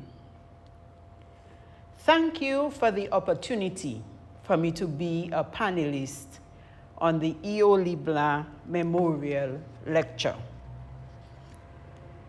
I want to preface my presentation by thanking God for keeping me alive up to this point that I can share my experience with you. I also want to thank UWI Open Campus, UWI Global Campus Dominica, and the Cultural Division for having this lecture every year so that we can touch on issues that are of importance to us for national development. Ladies and gentlemen, good evening. As you know, I am Delia Coffee Weeks, and I have been asked to present on blending the national wear into contemporary lifestyles. Now, anybody who knows me knows this is right up my street. So I want you to join me on a journey so you will understand how it is that I have been able to blend the national wear into my daily life. You may be wondering, who really is Delia? I am a product of a number of things. I am a product of my environment. I was born in the culturally aware and vibrant community of Grand Bay. So as to whether I had a choice about being who I am, that is questionable. The older folk, if you were to ask them about my links within the Granby community, certain names would come up. One of them being my paternal grandmother, Ma Boti, who was the village organizer. And Ma Boti loved to wear a duet. So from a very early age, I learned to appreciate the beauty and the symbolism that is attached to our national wear. Then I moved to Roseau, and I became one of the founding members of the Roseau Cultural Group, which at one time was the model for how people should really preserve their culture. Roseau Cultural Group did a lot of research. And yes, we are still there. conservation, preservation of our culture, research, education, and we continue to do all that is necessary to ensure that people are sensitized and educated about what our cultural wear means. We also encourage people to make that distinction between your national wear and your traditional wear, your national wear and the Creole wear. So now you know a little bit about me. Let's go on that journey. The journey of people adopting the national wear and wearing it in and out of season. Mabel Sissi Corderon, of blessed memory, was one of those who lamented the fact that Dominican women, for some strange reason, the majority of them did not want to wear the national wear. That was when she sang, Moins j'appelais, moins j'ai consolé, moins j'appelais, moins j'ai consolé, moins j'appelais, moins j'ai consolé, pas ces jeunes femmes-là, pas vle porter douillette là. And in response, somebody answered, pas plewe chè, moins que consolé ou. Pas plewe chè, moins que consolé ou. Pas plewe chè, moins que consolé ou. C'est pas pour qu'on pointe douillette la kadi adieu. So, I am one of those who's telling Makoderon, don't cry. The national wear is not saying bye-bye. And if she were here with us now, she would realize that there is an upsurge in the interest of Dominicans wearing their national wear in the way that it is supposed to be worn. It has even spread outside of Dominica, and the diasporic community sometimes are even more patriotic than us at home, and they're having all kinds of shows. That is particularly important to teach the upcoming generation of Dominican parentage the beauty and the significance of our national wear. I am going to pose a question to you, especially you, the Dominican women. Do you know that there are two forms of national wear for women? If you didn't know, I am sure you listened to Auntie Aileen when she did her presentation. She told you that women's national wear was either the jip or the douillette. As you can see, I am wearing the jip. Don't I look pretty? Of course. And you will admit that when a Dominican woman puts on her national wear, it makes her feel a particular way. It makes her feel like royalty. And I listened carefully a few days ago when Dr. Joseph was introducing the book launch of Miss Burton. And she spoke about how you feel when you put on your national wear, how she feels. And I will also tell you how I feel when we wear our national wear. You feel that you cannot slouch.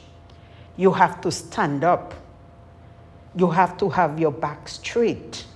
You have to present yourself. And you feel beautiful. And because you feel that way, then it's very easy for you to carry yourself and command that respect that everybody just has to stop and to look at you. Jean Lawrence Mathurin captures that beautifully in that song of hers. I am no great singer, but I will just tell you a little bit of what Jean sang. Jean sang, Ouvre douillet sa la belle, et sous Egypte la belle, Wob kweol sa la se sa nou, toute femme d'homme ni tien, toute fille d'homme ni tien, si pose ni la wob nationale. Do you, as a Dominican woman, own either the Jeep or the duet? Some of you are answering no, sadly. But there is hope. Our future is bright, because I'm hoping that after tonight's presentation, you will do what is necessary, so when this time comes around next year, then you can proudly answer yes. So, me and my journey with that national wear. I have gotten so comfortable with wearing my national wear that I feel I need to have it with me all the time. So when I travel out of state, you can make sure I have some form of national wear just in case the occasion should arise. Now, Roseau Cultural Group had some lovely outfits, and I know we were the envy of many groups because we had done the research, so we knew of the different color clashes and how to put things together so that we created a lovely picture when we appeared in public. And just based on the way that I felt when I dressed up to perform with Roseau Cultural Group, when I remember Maboti, my grandmother, and how proud she stood in her duet, I developed that love, that appreciation for the duet. I remember when I traveled to Trinidad in 1984 to study.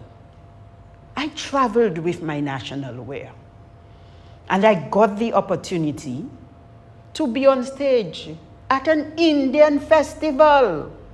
But there was I, a little bit of a Dominican girl, wearing her national wear and being an ambassador for her country. So people know that Roseau Cultural Group, we perform in and out of season.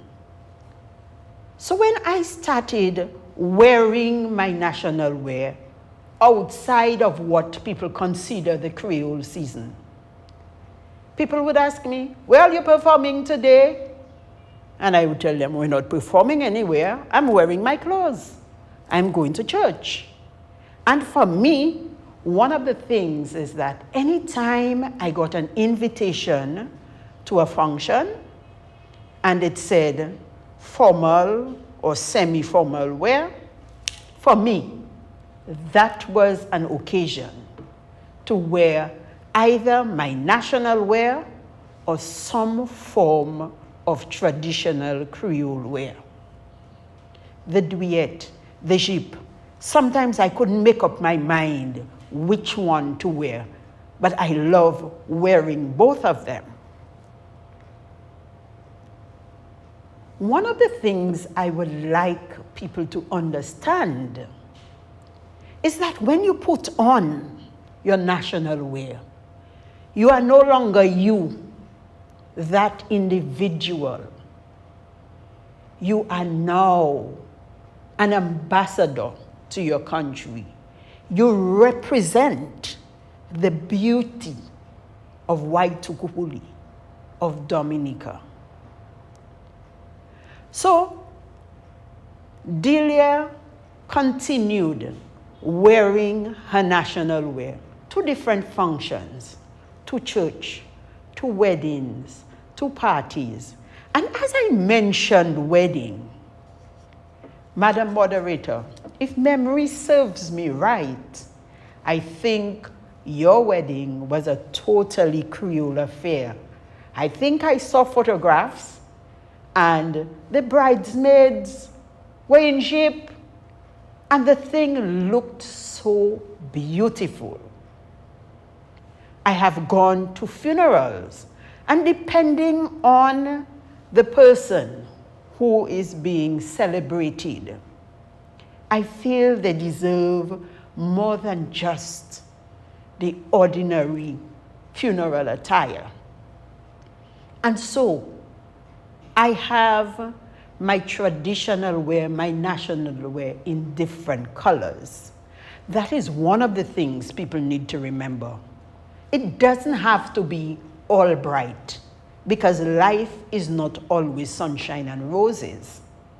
And even when you're in a very somber mood, maybe because you're in mourning, you can still wear your national wear and look quite dashing, if I may say so myself. People are very comfortable wearing other people's clothes more than they are in wearing their own clothes. I see many people going to weddings and parties in all sorts of African wear. It is nice. It is pretty. But if you were so comfortable wearing African wear, you're not African, remember that. You are Dominican, you are Creole. It is high time that we stop thinking of our national wear as a costume. It is not a costume. These are our clothes. I feel very comfortable after I leave here to take a stroll down the street. I am wearing my clothes. I am properly dressed.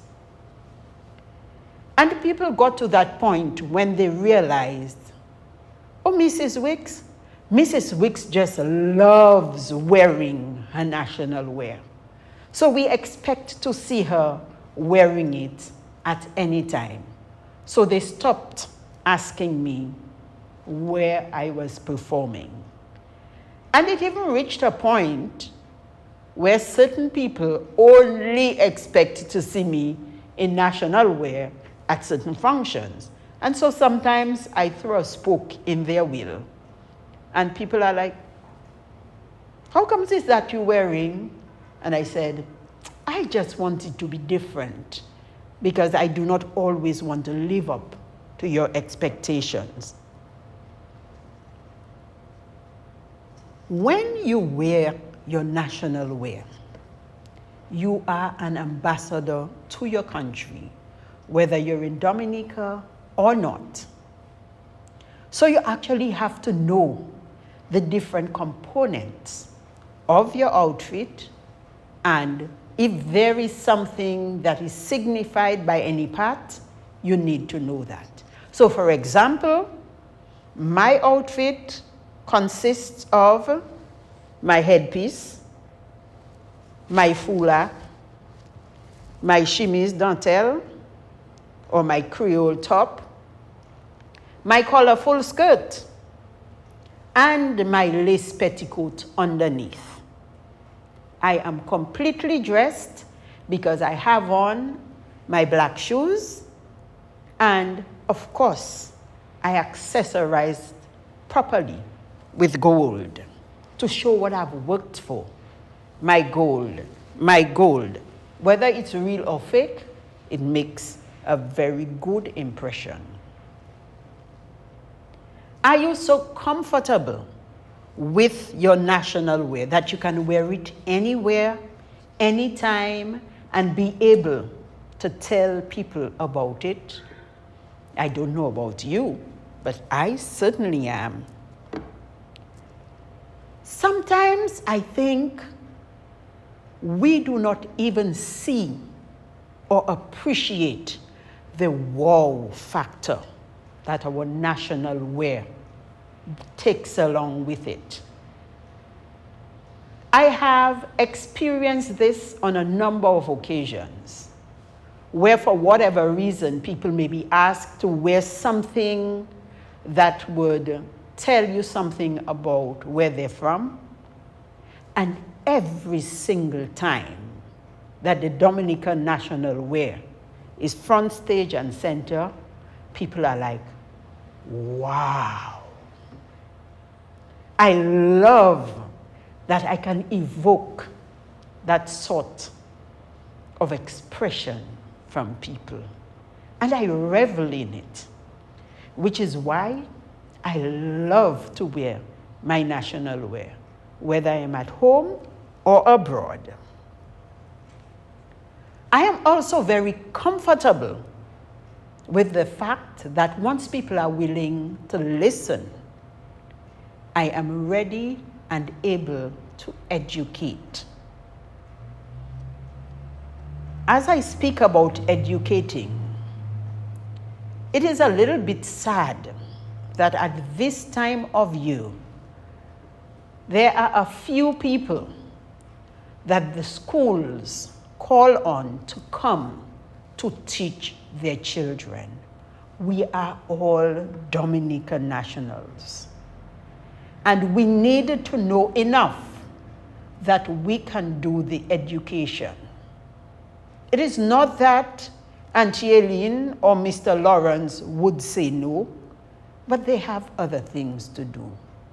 Sometimes I have to say no because there is only one of me.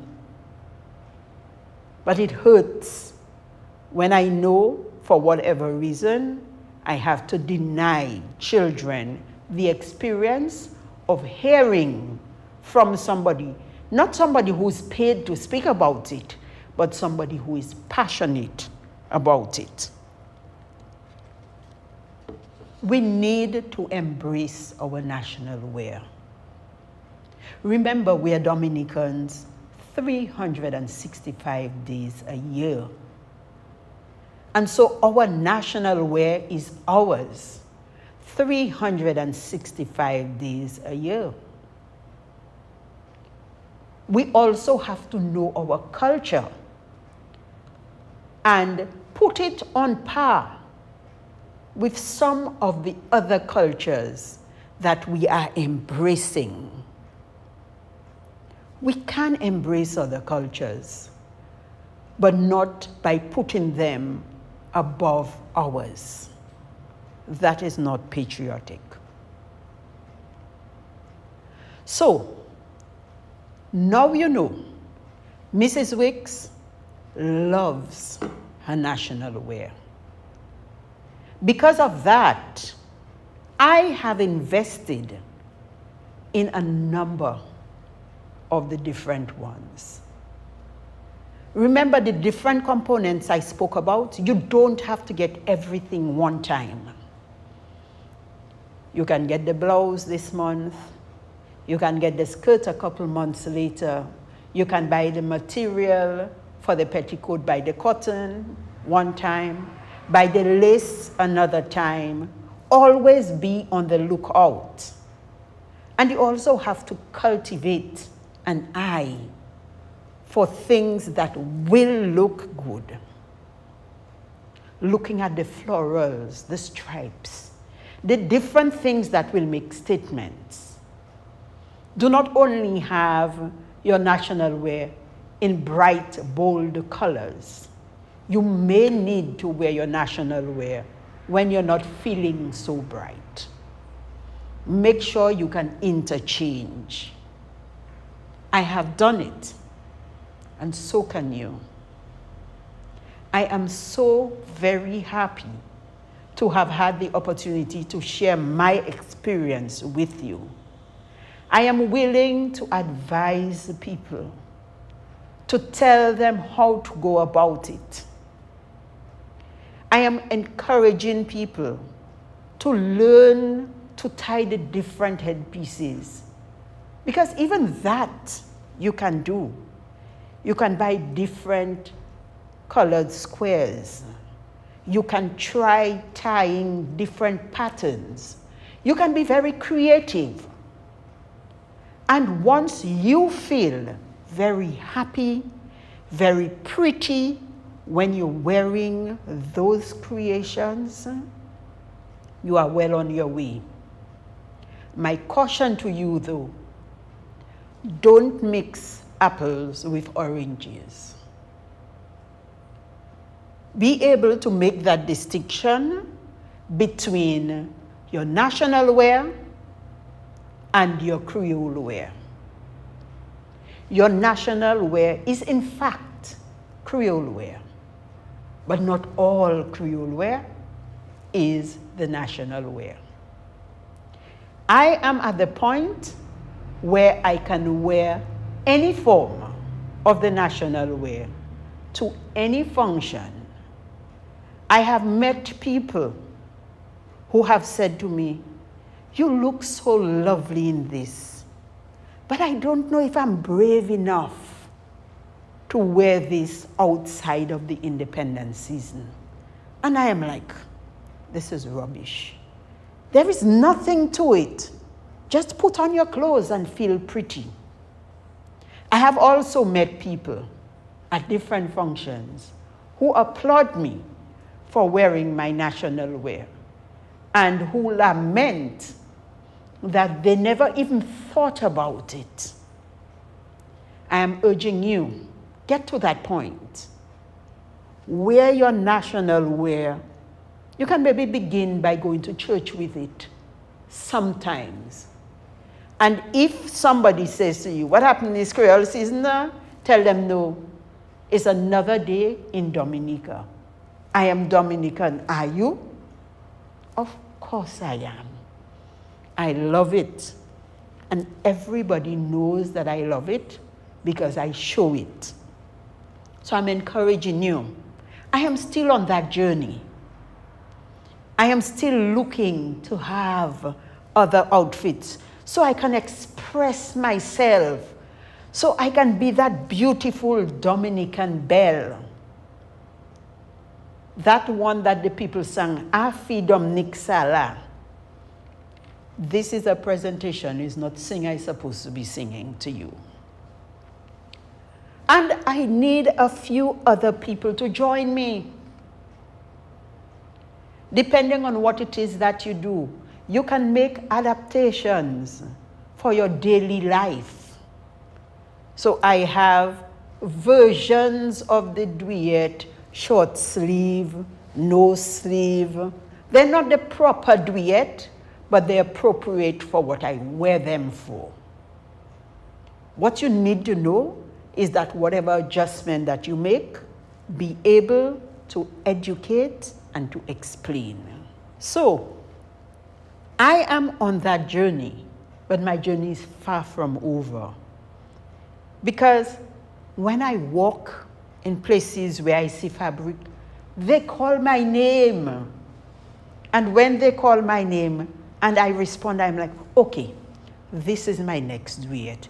Oh boy, that will make a lovely jeep or a gall or whatever.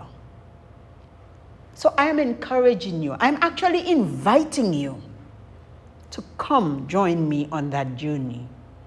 Let me see more Dominican belles walking on the street, in and out of season, 365 days a year, wearing our national wear with pride, wearing it properly.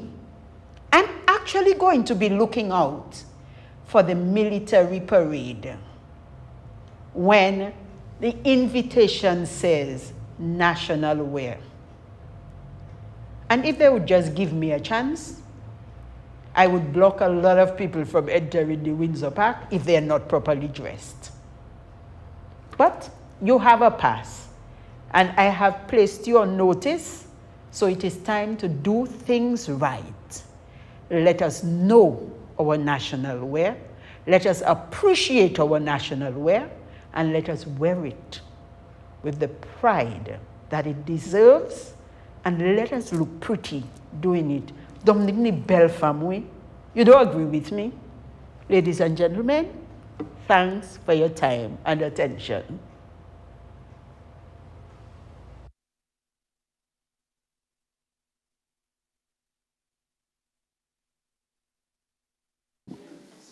Yeah, that was a great presentation. It's not easy to keep a captive audience via video, and Delia managed to do that tonight. Great, great stuff. And she wants to be the police, our national wear police at the Independence Parade. Madam President, take note. Delia is offering the services for free, and I second that because I've always been saying on the 3rd of November, we should all try to wear the authentic national. The world is watching. It's free promotion of our national wear. And yes, we have 3 months to do the Creole Fridays and be, creative, but on the 3rd of November is the real deal. Should be the real deal. And I like her style. She said you don't have to buy everything one time. Buy the material this month, next month we buy the lace, great stuff, good stuff. And I think we should take it on. So we've come to that part of the program where we want to hear from you. You've heard from us, we need to hear from you. And it's an open floor, it's an open discussion, and I'm sure you have something to say. And we would love to hear from you, of course. We really had a great audience here tonight. The audience, give yourself a round of applause. Very appreciative crowd. Wow. So I have the microphone. If you'd like to say something to one of the presenters, you are more than welcome to just raise your hand and I will come to you where you are. Anyone has anything they would like to say or ask? You're all gun shy now? Really? Hold. Good evening, everybody.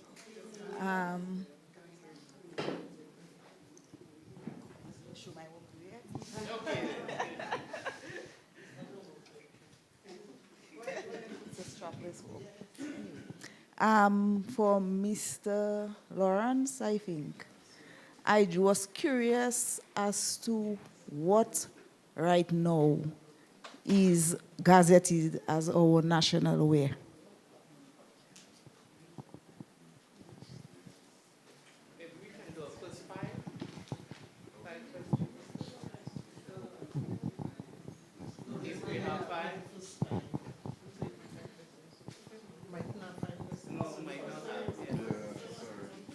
Hello.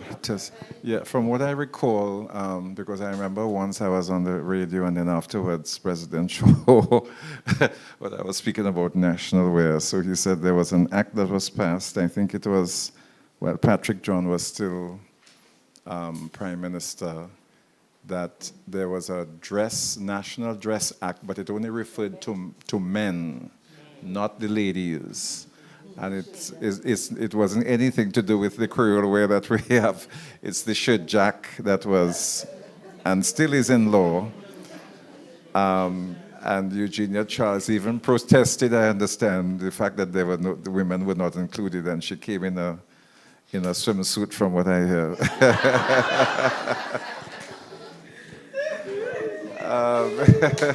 So that is why today we are trying to see through Emblems Committee to see if we can get the national wear as we know it now recognized and approved by Cabinet. Thank you.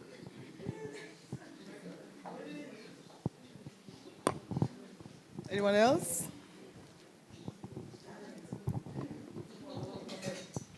No, not follow. In terms of, I'm an advocate for getting everybody to where they will do it. Educating, I learned under Mrs. Weeks and Ms. Burton. Anyway, the cost, in my opinion, I saw. The cost for I think is making the WOB duet more expensive. Now that I would think that with the progression of time, I mean, the courtship was supposed to be what they would, the bra part, the bra. Now that everybody has bra, that if they maybe would make the WOB duet without the courtship, that would maybe make it a little cheaper for people to wear. Ms. Burton, what do you have to say about that? About the cost and about some modifications? Delia gave a very good system of, or method of acquiring the WOB duet, doing it bit by bit. That is possible. Now, I know the courtship did take place, the place of a bra, before bras were invented. But wearing the WOB duet, the lining, which is what we call the courtship, is it's very practical because we're in a hot country and we sweat. And if we did not have this lining, actually the courtship is just what's in front, eh? But the whole, the top of the duet should be lined, and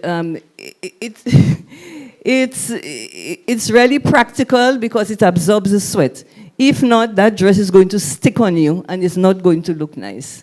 And when you start it, the starch will just melt and, you know, it will just look horrible. Now, I'll tell you something. You saw me with this black duet to attend my friend's funeral. And when I first put it on, I said, Lord have mercy, I'm going to stifle. But after a while, the white, you know, I was fine. I didn't get hot. I didn't perspire. Everything was fine. So there's a reason why this thing is there. Because the lining does not take place take the place of the bra, you know. It's just the courtship in front. So the lining is very particular and it's very important. And all you have to do is just buy a little extra half a yard to make the courtship in front. You know, I think it's necessary, and I would not advise anybody to make the WOB duet without lining the top and the courtship. No, Miss Aileen, I have a question of my own. Well, I am a WOB person. I own many. But I've reached a point where I have to say no to people who want to lend it, borrow it, whatever the it is. Like Delia, it is my investment, yes? I give it to I plan for the year. I know I'm doing a white this year, and I knew that since January, you know? I know what I'm doing because it's my thing. And I plan for it, I invest in it, I buy it in pieces, I don't wait until Independence time. Mine should have been ready already, Domlek. But, you know, I plan in advance. And so, you know, people see, like Dila has experienced that I know you have, and I know that the late Violin, her brother is here, used to talk about that too, that people will see you showcasing and so on, and they want to learn, they want to borrow, they want to try, but they don't understand. I wouldn't ask you to use your computer, I wouldn't ask you to take your phone, or those kind of things that you're investing in. So I think that if people like it, they should invest in it. I agree with Delia that it is something that you can buy piece by piece and whatever, but it is something that you should, if you want to be a femme creole, it's not cheap, you know. As to whether it should be as expensive as it is, I don't know. But the thing is, but the seamstresses are here and they can say the kind of labor and how labor intensive it is. But I really believe that, you know, that people, if you like it, you should make an investment in at least one. So I want to hear you and Raymond, you know, your opinion about that and the investment.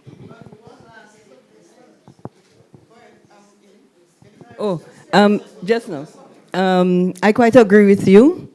I think when you have made an investment, it is not something you're going to just lend out, because the dress is very expensive, very, very expensive. So not to sound selfish, but to protect your investment, I would not advise you lending out. Now, it's something else people don't understand. You do not have to have 10 duets. You do not have to have 10 petticoats. If you like it and you can afford it, fair enough. But if you can't, all you have to do is to preserve it, wash it when the season is finished. Do not put bleach in it, for God's sake. Do not dry it in the sun. Dry it in the shade on a breezy day. And pack it away. I think, Mrs. Akpa, would you like to tell them about... You just left. What a pity. Okay. Mrs. Akpa is married to someone from the Côte d'Ivoire. And she goes there often. And there is a rule or a tradition where the particular fabric used for special occasions, they are kept at the home of a senior person. And when an occasion arises, they come and they borrow. They take it and they bring it back. No, so everything is stored there. Why can't it's preserved, yeah, so why can't we do that with our Wob Duet? Have it at Granny's home or Mommy's home. And something else I will tell you, when we were growing up, our petticoats had big pleats, the top of the petticoat. If you had lace at the bottom, the top of the petticoat had pleats. So as you grow a year older, you let down a pleat. And that's, yes, it's a very practical thing. And that saves you buying a petticoat every year. So you make it large, but you put pleats on top. So every year, you just let it down. And you don't need 10 petticoats and you don't need 10 duets, unless you particularly like them. No, that's just what I was going to say. It's not something like ordinary dresses where you buy it so often. It can last you for years. So, I mean, if you have one this year, you can have it for 5 years, so it's not that expensive. So that's what Aileen has just said. Yeah. I just want to say the presentations tonight were very inspiring and educational.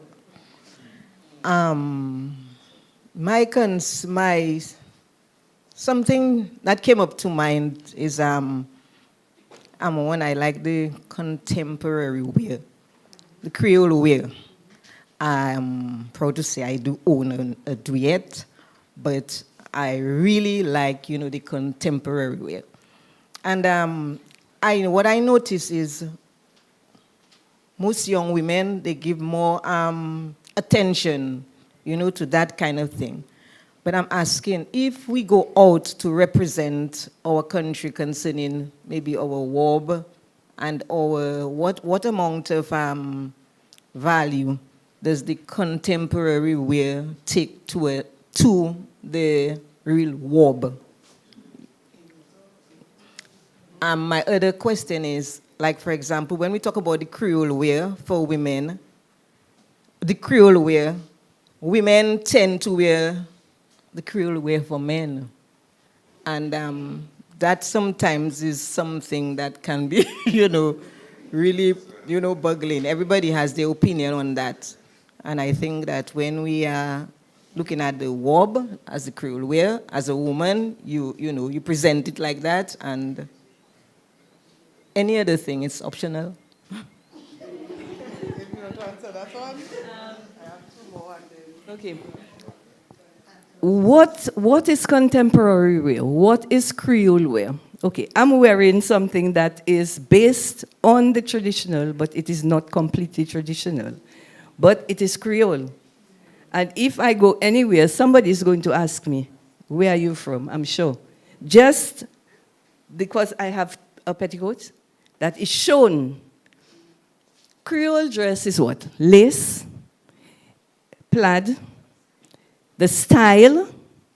It's a combination of things. So you can use any fabric and make it the style of the Wob Duet.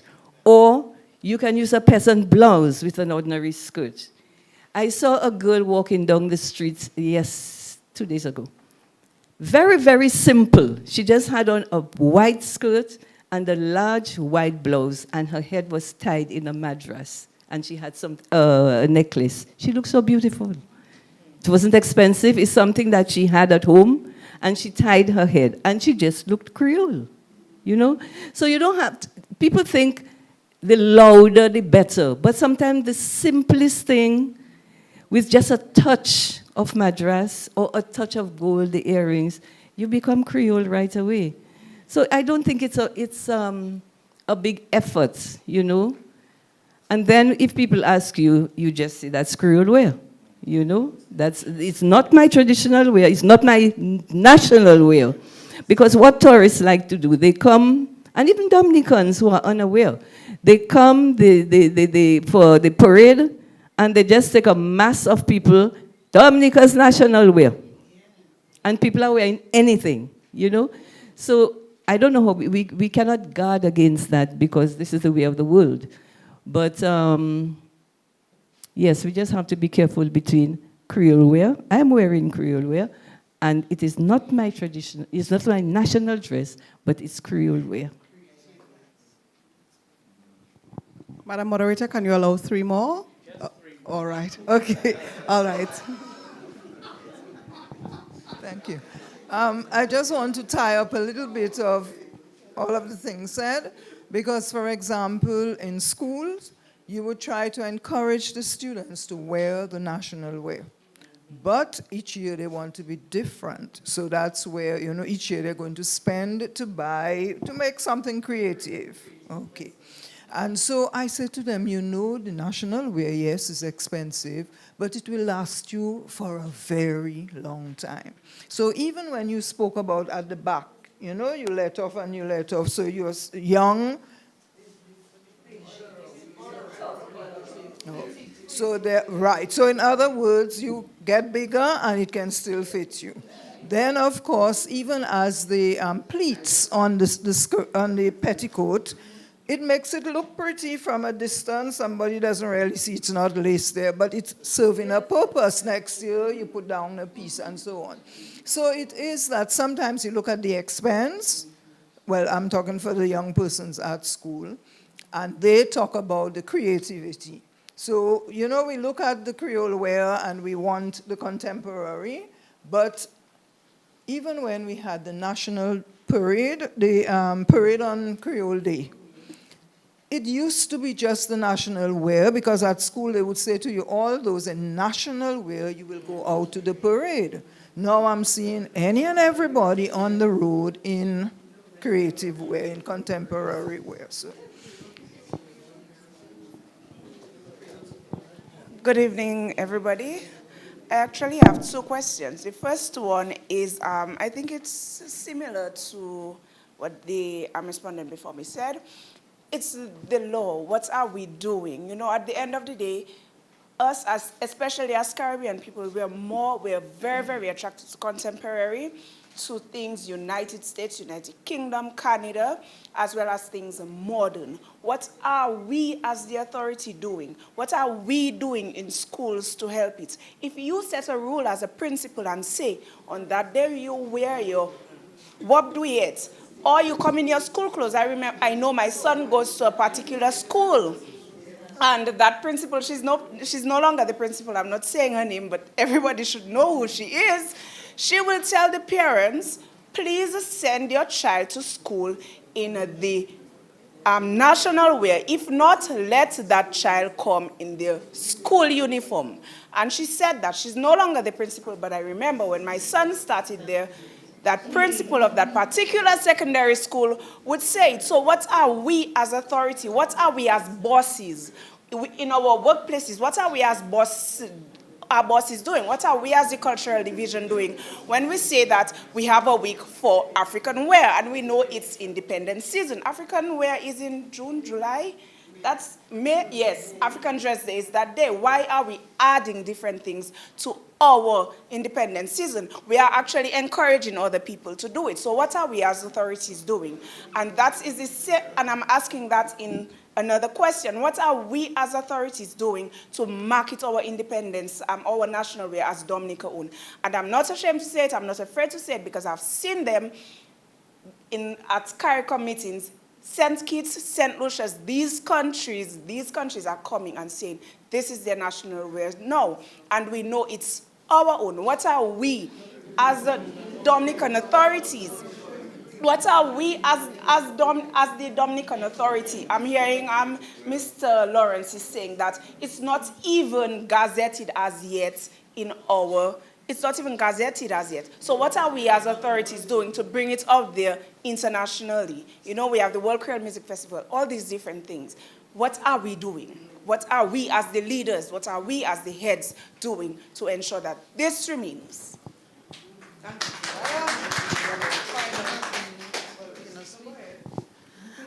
I just wanted to commend Mr. Lawrence and Ms. Burton and Mrs. Weeks for continuing to try to get us to understand what a national wear, etc. is.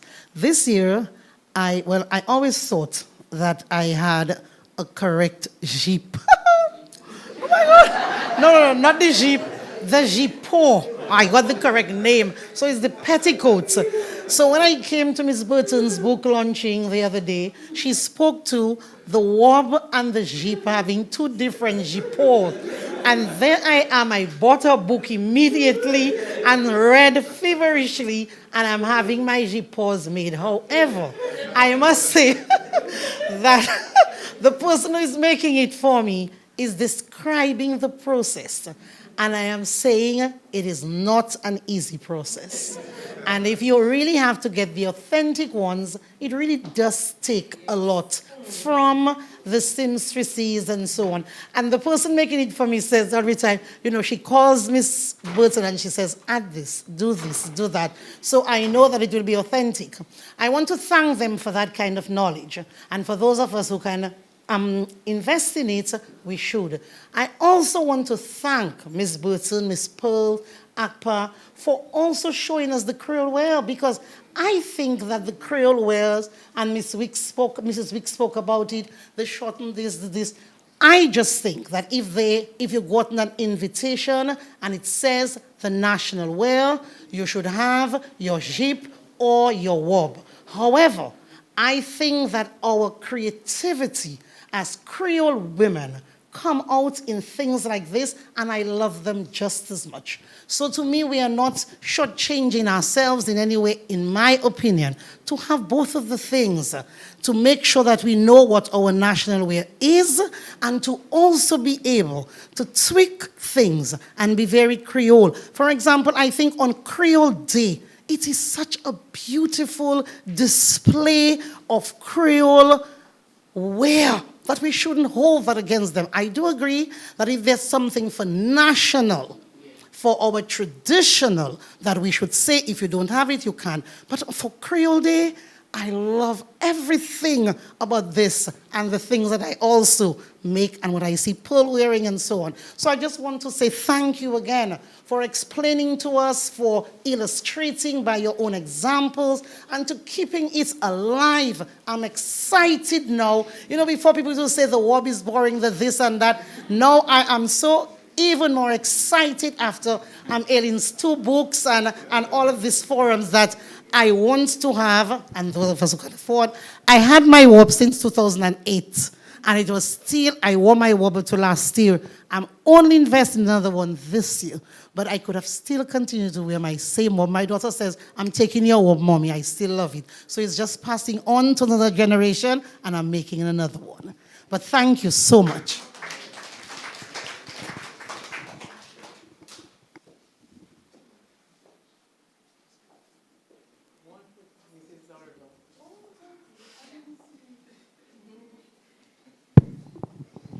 Good evening. I just wanted to applaud the efforts of the cultural division, because especially in their use of social media, Facebook, YouTube, because that's what the young people use. And over the past week, they've been displaying all of the different forms of the national wear, label it properly so you know all of the different parts. And that, I think, is very good. There's some videos with Mrs. Wicks tying the head, and I've actually made it my hobby to practice the different headpieces, so that's good. One thing I wanted a question for Miss Burton. We've seen the emergence of the African styles, especially in the men. So the shirts with a piece here and a piece there and a piece there and a piece there. So I just wanted her comment on that.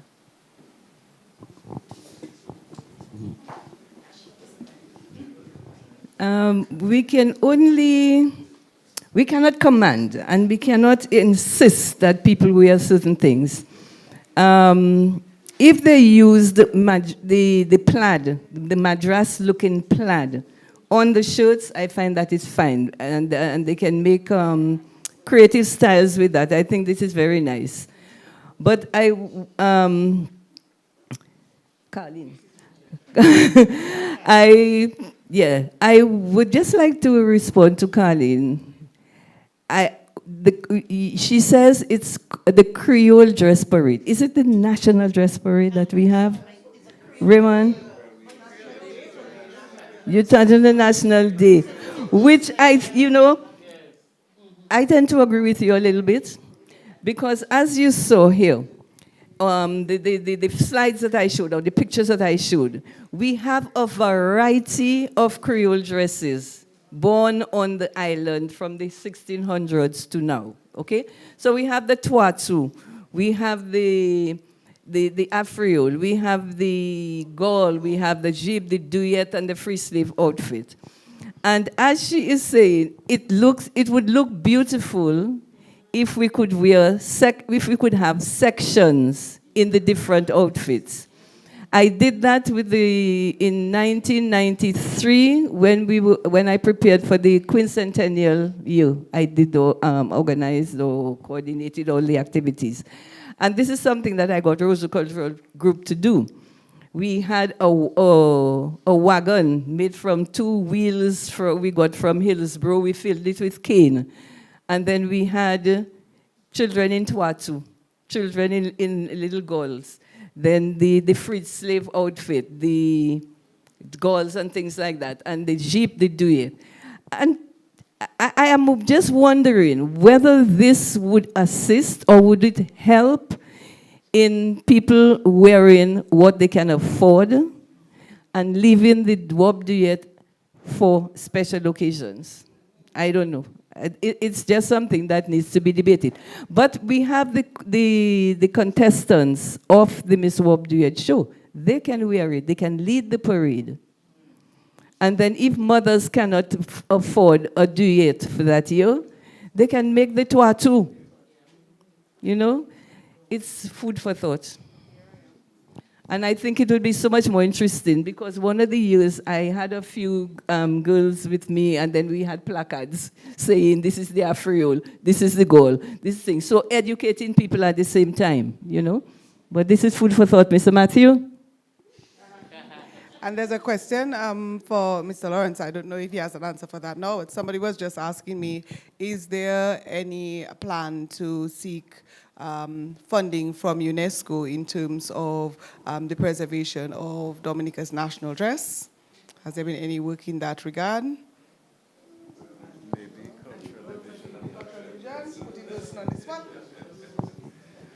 And then that's the last one. There we are. Thanks a lot for putting me on the spot. UNESCO generally offers avenues for funding. There's the Intangible Cultural Heritage program that's going on now, and that would include things like the national wear. So, yeah.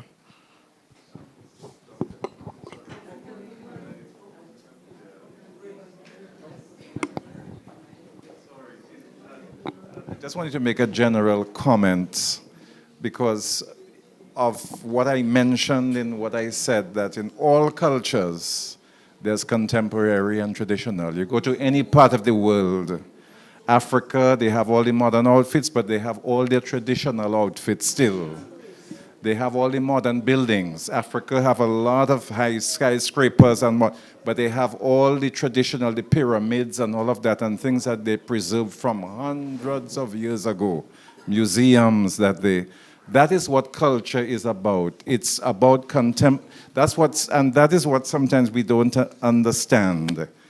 We don't quite understand. It's not either or. We don't want traditional again, we go in no. We don't want contemporary, we want full traditional. No. It is not either or, it is both. contemporary, traditional, in culture, everything is moving forward. You're still progressing, you're still developing, but you're taking the rich aspects of your traditions with you. You don't leave them behind. And there will always be a trend towards contemporary in everything. I mentioned it, in every aspect. I spoke about modern medicine, tradition. In every aspect, there's the contemporary pull, so you are encouraged the contemporary, the creative. There will always be that aspect of it. But at the same time, you try to preserve your beautiful traditional aspects. It's not either or, it is both contemporary and traditional. So we're not saying you cannot wear it for people who feel, I like my contemporary. Yes, that's fine. But we are saying, why can't you also have? That's the point. Yeah. Even if it's one you have, that's fine.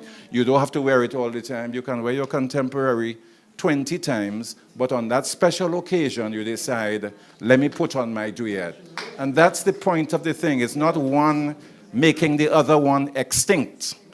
We want to kill you, we want to destroy you, we don't want you again, come out there. No. It is the both, that is what makes a culture beautiful, that you have the contemporary and you have all the traditionals. If I want to see a ballet, I want to see a ballet. If I want to hear Jinping music, I should be able to hear it still, apart from the triple K and the signal bands, which are great, beautiful music. But if I want to hear Jinping band, I should. It's sadly in Guadeloupe, when we went some years ago, I can't remember if Michael was there, I brought up that example already. The folk dances in Guadeloupe, like what we have, all the Jinping bands, I'm not sure what they call them up there, folk bands, all the people who used to play have died. They have none of those bands anymore. When we came, those people shocked to see we have Jinping band.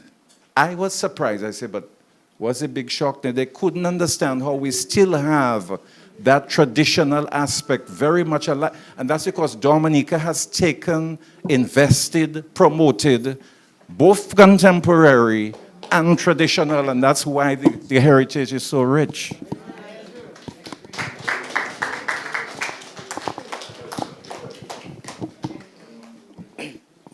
Ladies and gentlemen, thank you for your active participation in this evening's timely and informative 10th edition of the E.O LeBlanc lecture series.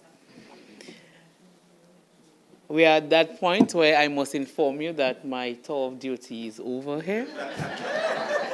And so I gracefully hand over to Dr. Kimon Joseph. Thank you.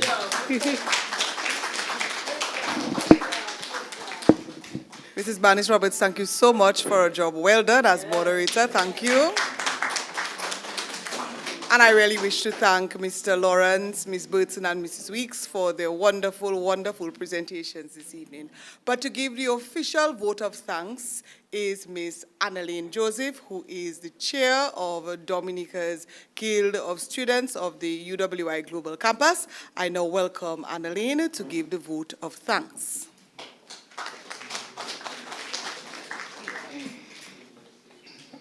Good night, everyone.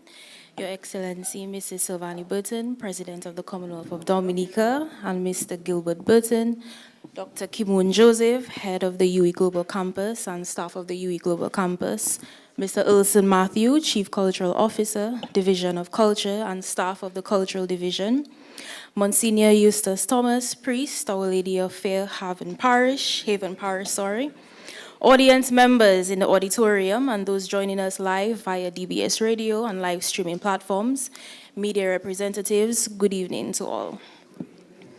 I am honored to give the vote of thanks this evening on behalf of the Guild of Students of the UE Global Campus, Dominica. To begin, we give thanks to God, our Father Almighty, who has allowed us to be here on this occasion. We thank Him for our beautiful country and its rich culture that we can explore and enjoy. We are also grateful for the presence of their excellencies at this event. I am happy to be able to note that this is one of the first activities that they are attending since the inauguration, and we are delighted that it is with UE. Madam President and Mr. Burton, we look forward to many other occasions with you in the near future. Our thanks go to Dr. Kimon Joseph, who served as chair and also gave the welcome remarks this evening. In addition, we show our appreciation to Ms. Tasha Peltier, cultural officer who led the national anthem, as well as to Monsignor Thomas, who invited the Lord's presence through the opening prayer. I wish to thank Mr. Ulson Matthew, Chief Cultural Officer, for his collaborators' remarks. Mr. Matthew, I take this opportunity to renew UWI's commitment to working with the Division of Culture on this and other projects. We have been working well together, and as they say, why stop a good thing?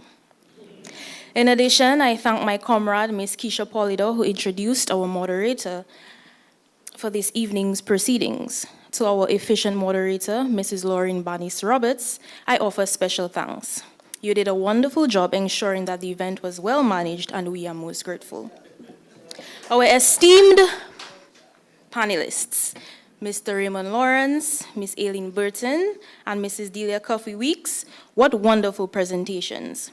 You each managed your subtopics well, and your points were clear and well organized. Your love of our national dress and other aspects of Dominica's culture are truly evident. In addition to those on the program, there was a lot of work that took place behind the scenes to make this evening possible. And so with your permission, we would like to offer gratitude to the staff of UWI who prepared the programs, wrote the letters, made the calls, and prepared the room for us. Moreover, we thank our team of technicians, Mr. Javed Seaman, Mr. Lyndon Lestrade, and the DBS technical team for all their hard work. DBS has provided the live broadcast gratis to UWI, and we are so thankful to that. To Mr. Cecil Joseph and the manager and his entire staff who have come on board and stood in the gap for UWI time and again, we say thank you. We are also grateful for the assistance of Mr. Darren Liebler for both the videography of Mrs. Weeks' presentation and the photography of this evening. I must say a special thank you to Mrs. Patricia Kate Coffey, who stepped in to assist with the Creole head tying for this evening. That service is usually provided by Mrs. Weeks, but Miss Kate graciously assisted in her absence, and we are glad. And to you, our wonderful audience, both in the auditorium and those participating via live media, I offer our sincerest thanks. You are our students, alumni, and friends. Many of you participate in UWI events throughout the year, and we appreciate you. Please join us for our next scheduled event, which will be the Dame Eugenia Charles Memorial Lecture on Wednesday, 13 December 2023. Our presenter will be Dr. Nicole Philip Dow of Grenada, who will present on the topic, Is Freedom We Making? Lessons from the Grenadian Revolution, 1979 to 1983. I wish you all a very good night and a safe journey home. Thank you. And it's the job of the chair to thank the person who gave the vote of thanks. So, Adeline, thank you very much. I do have some brief announcements. Firstly, Miss Aileen Burton has some of her books, the children's books that she wrote. So if you missed the opportunity to get one at her launch, you can purchase one today. Also, our photographer wishes to take photos of all you lovely people. So after I have gone out with their excellencies, if you wish to stay for Darren to take some lovely photos with you, we'd be very grateful. And thirdly, the headpieces that ladies are wearing that were tied by Miss Kate, they belong to UWI, and so I would like them back. So take all your photos with Darren, and then give me my things back, please. Thank you. All right. So I invite you all now to stand as their excellencies depart, and then you can stay for all your lovely photos with Darren. I will come back and join you for those photos as well. So, Excellencies, thank you so much for being here.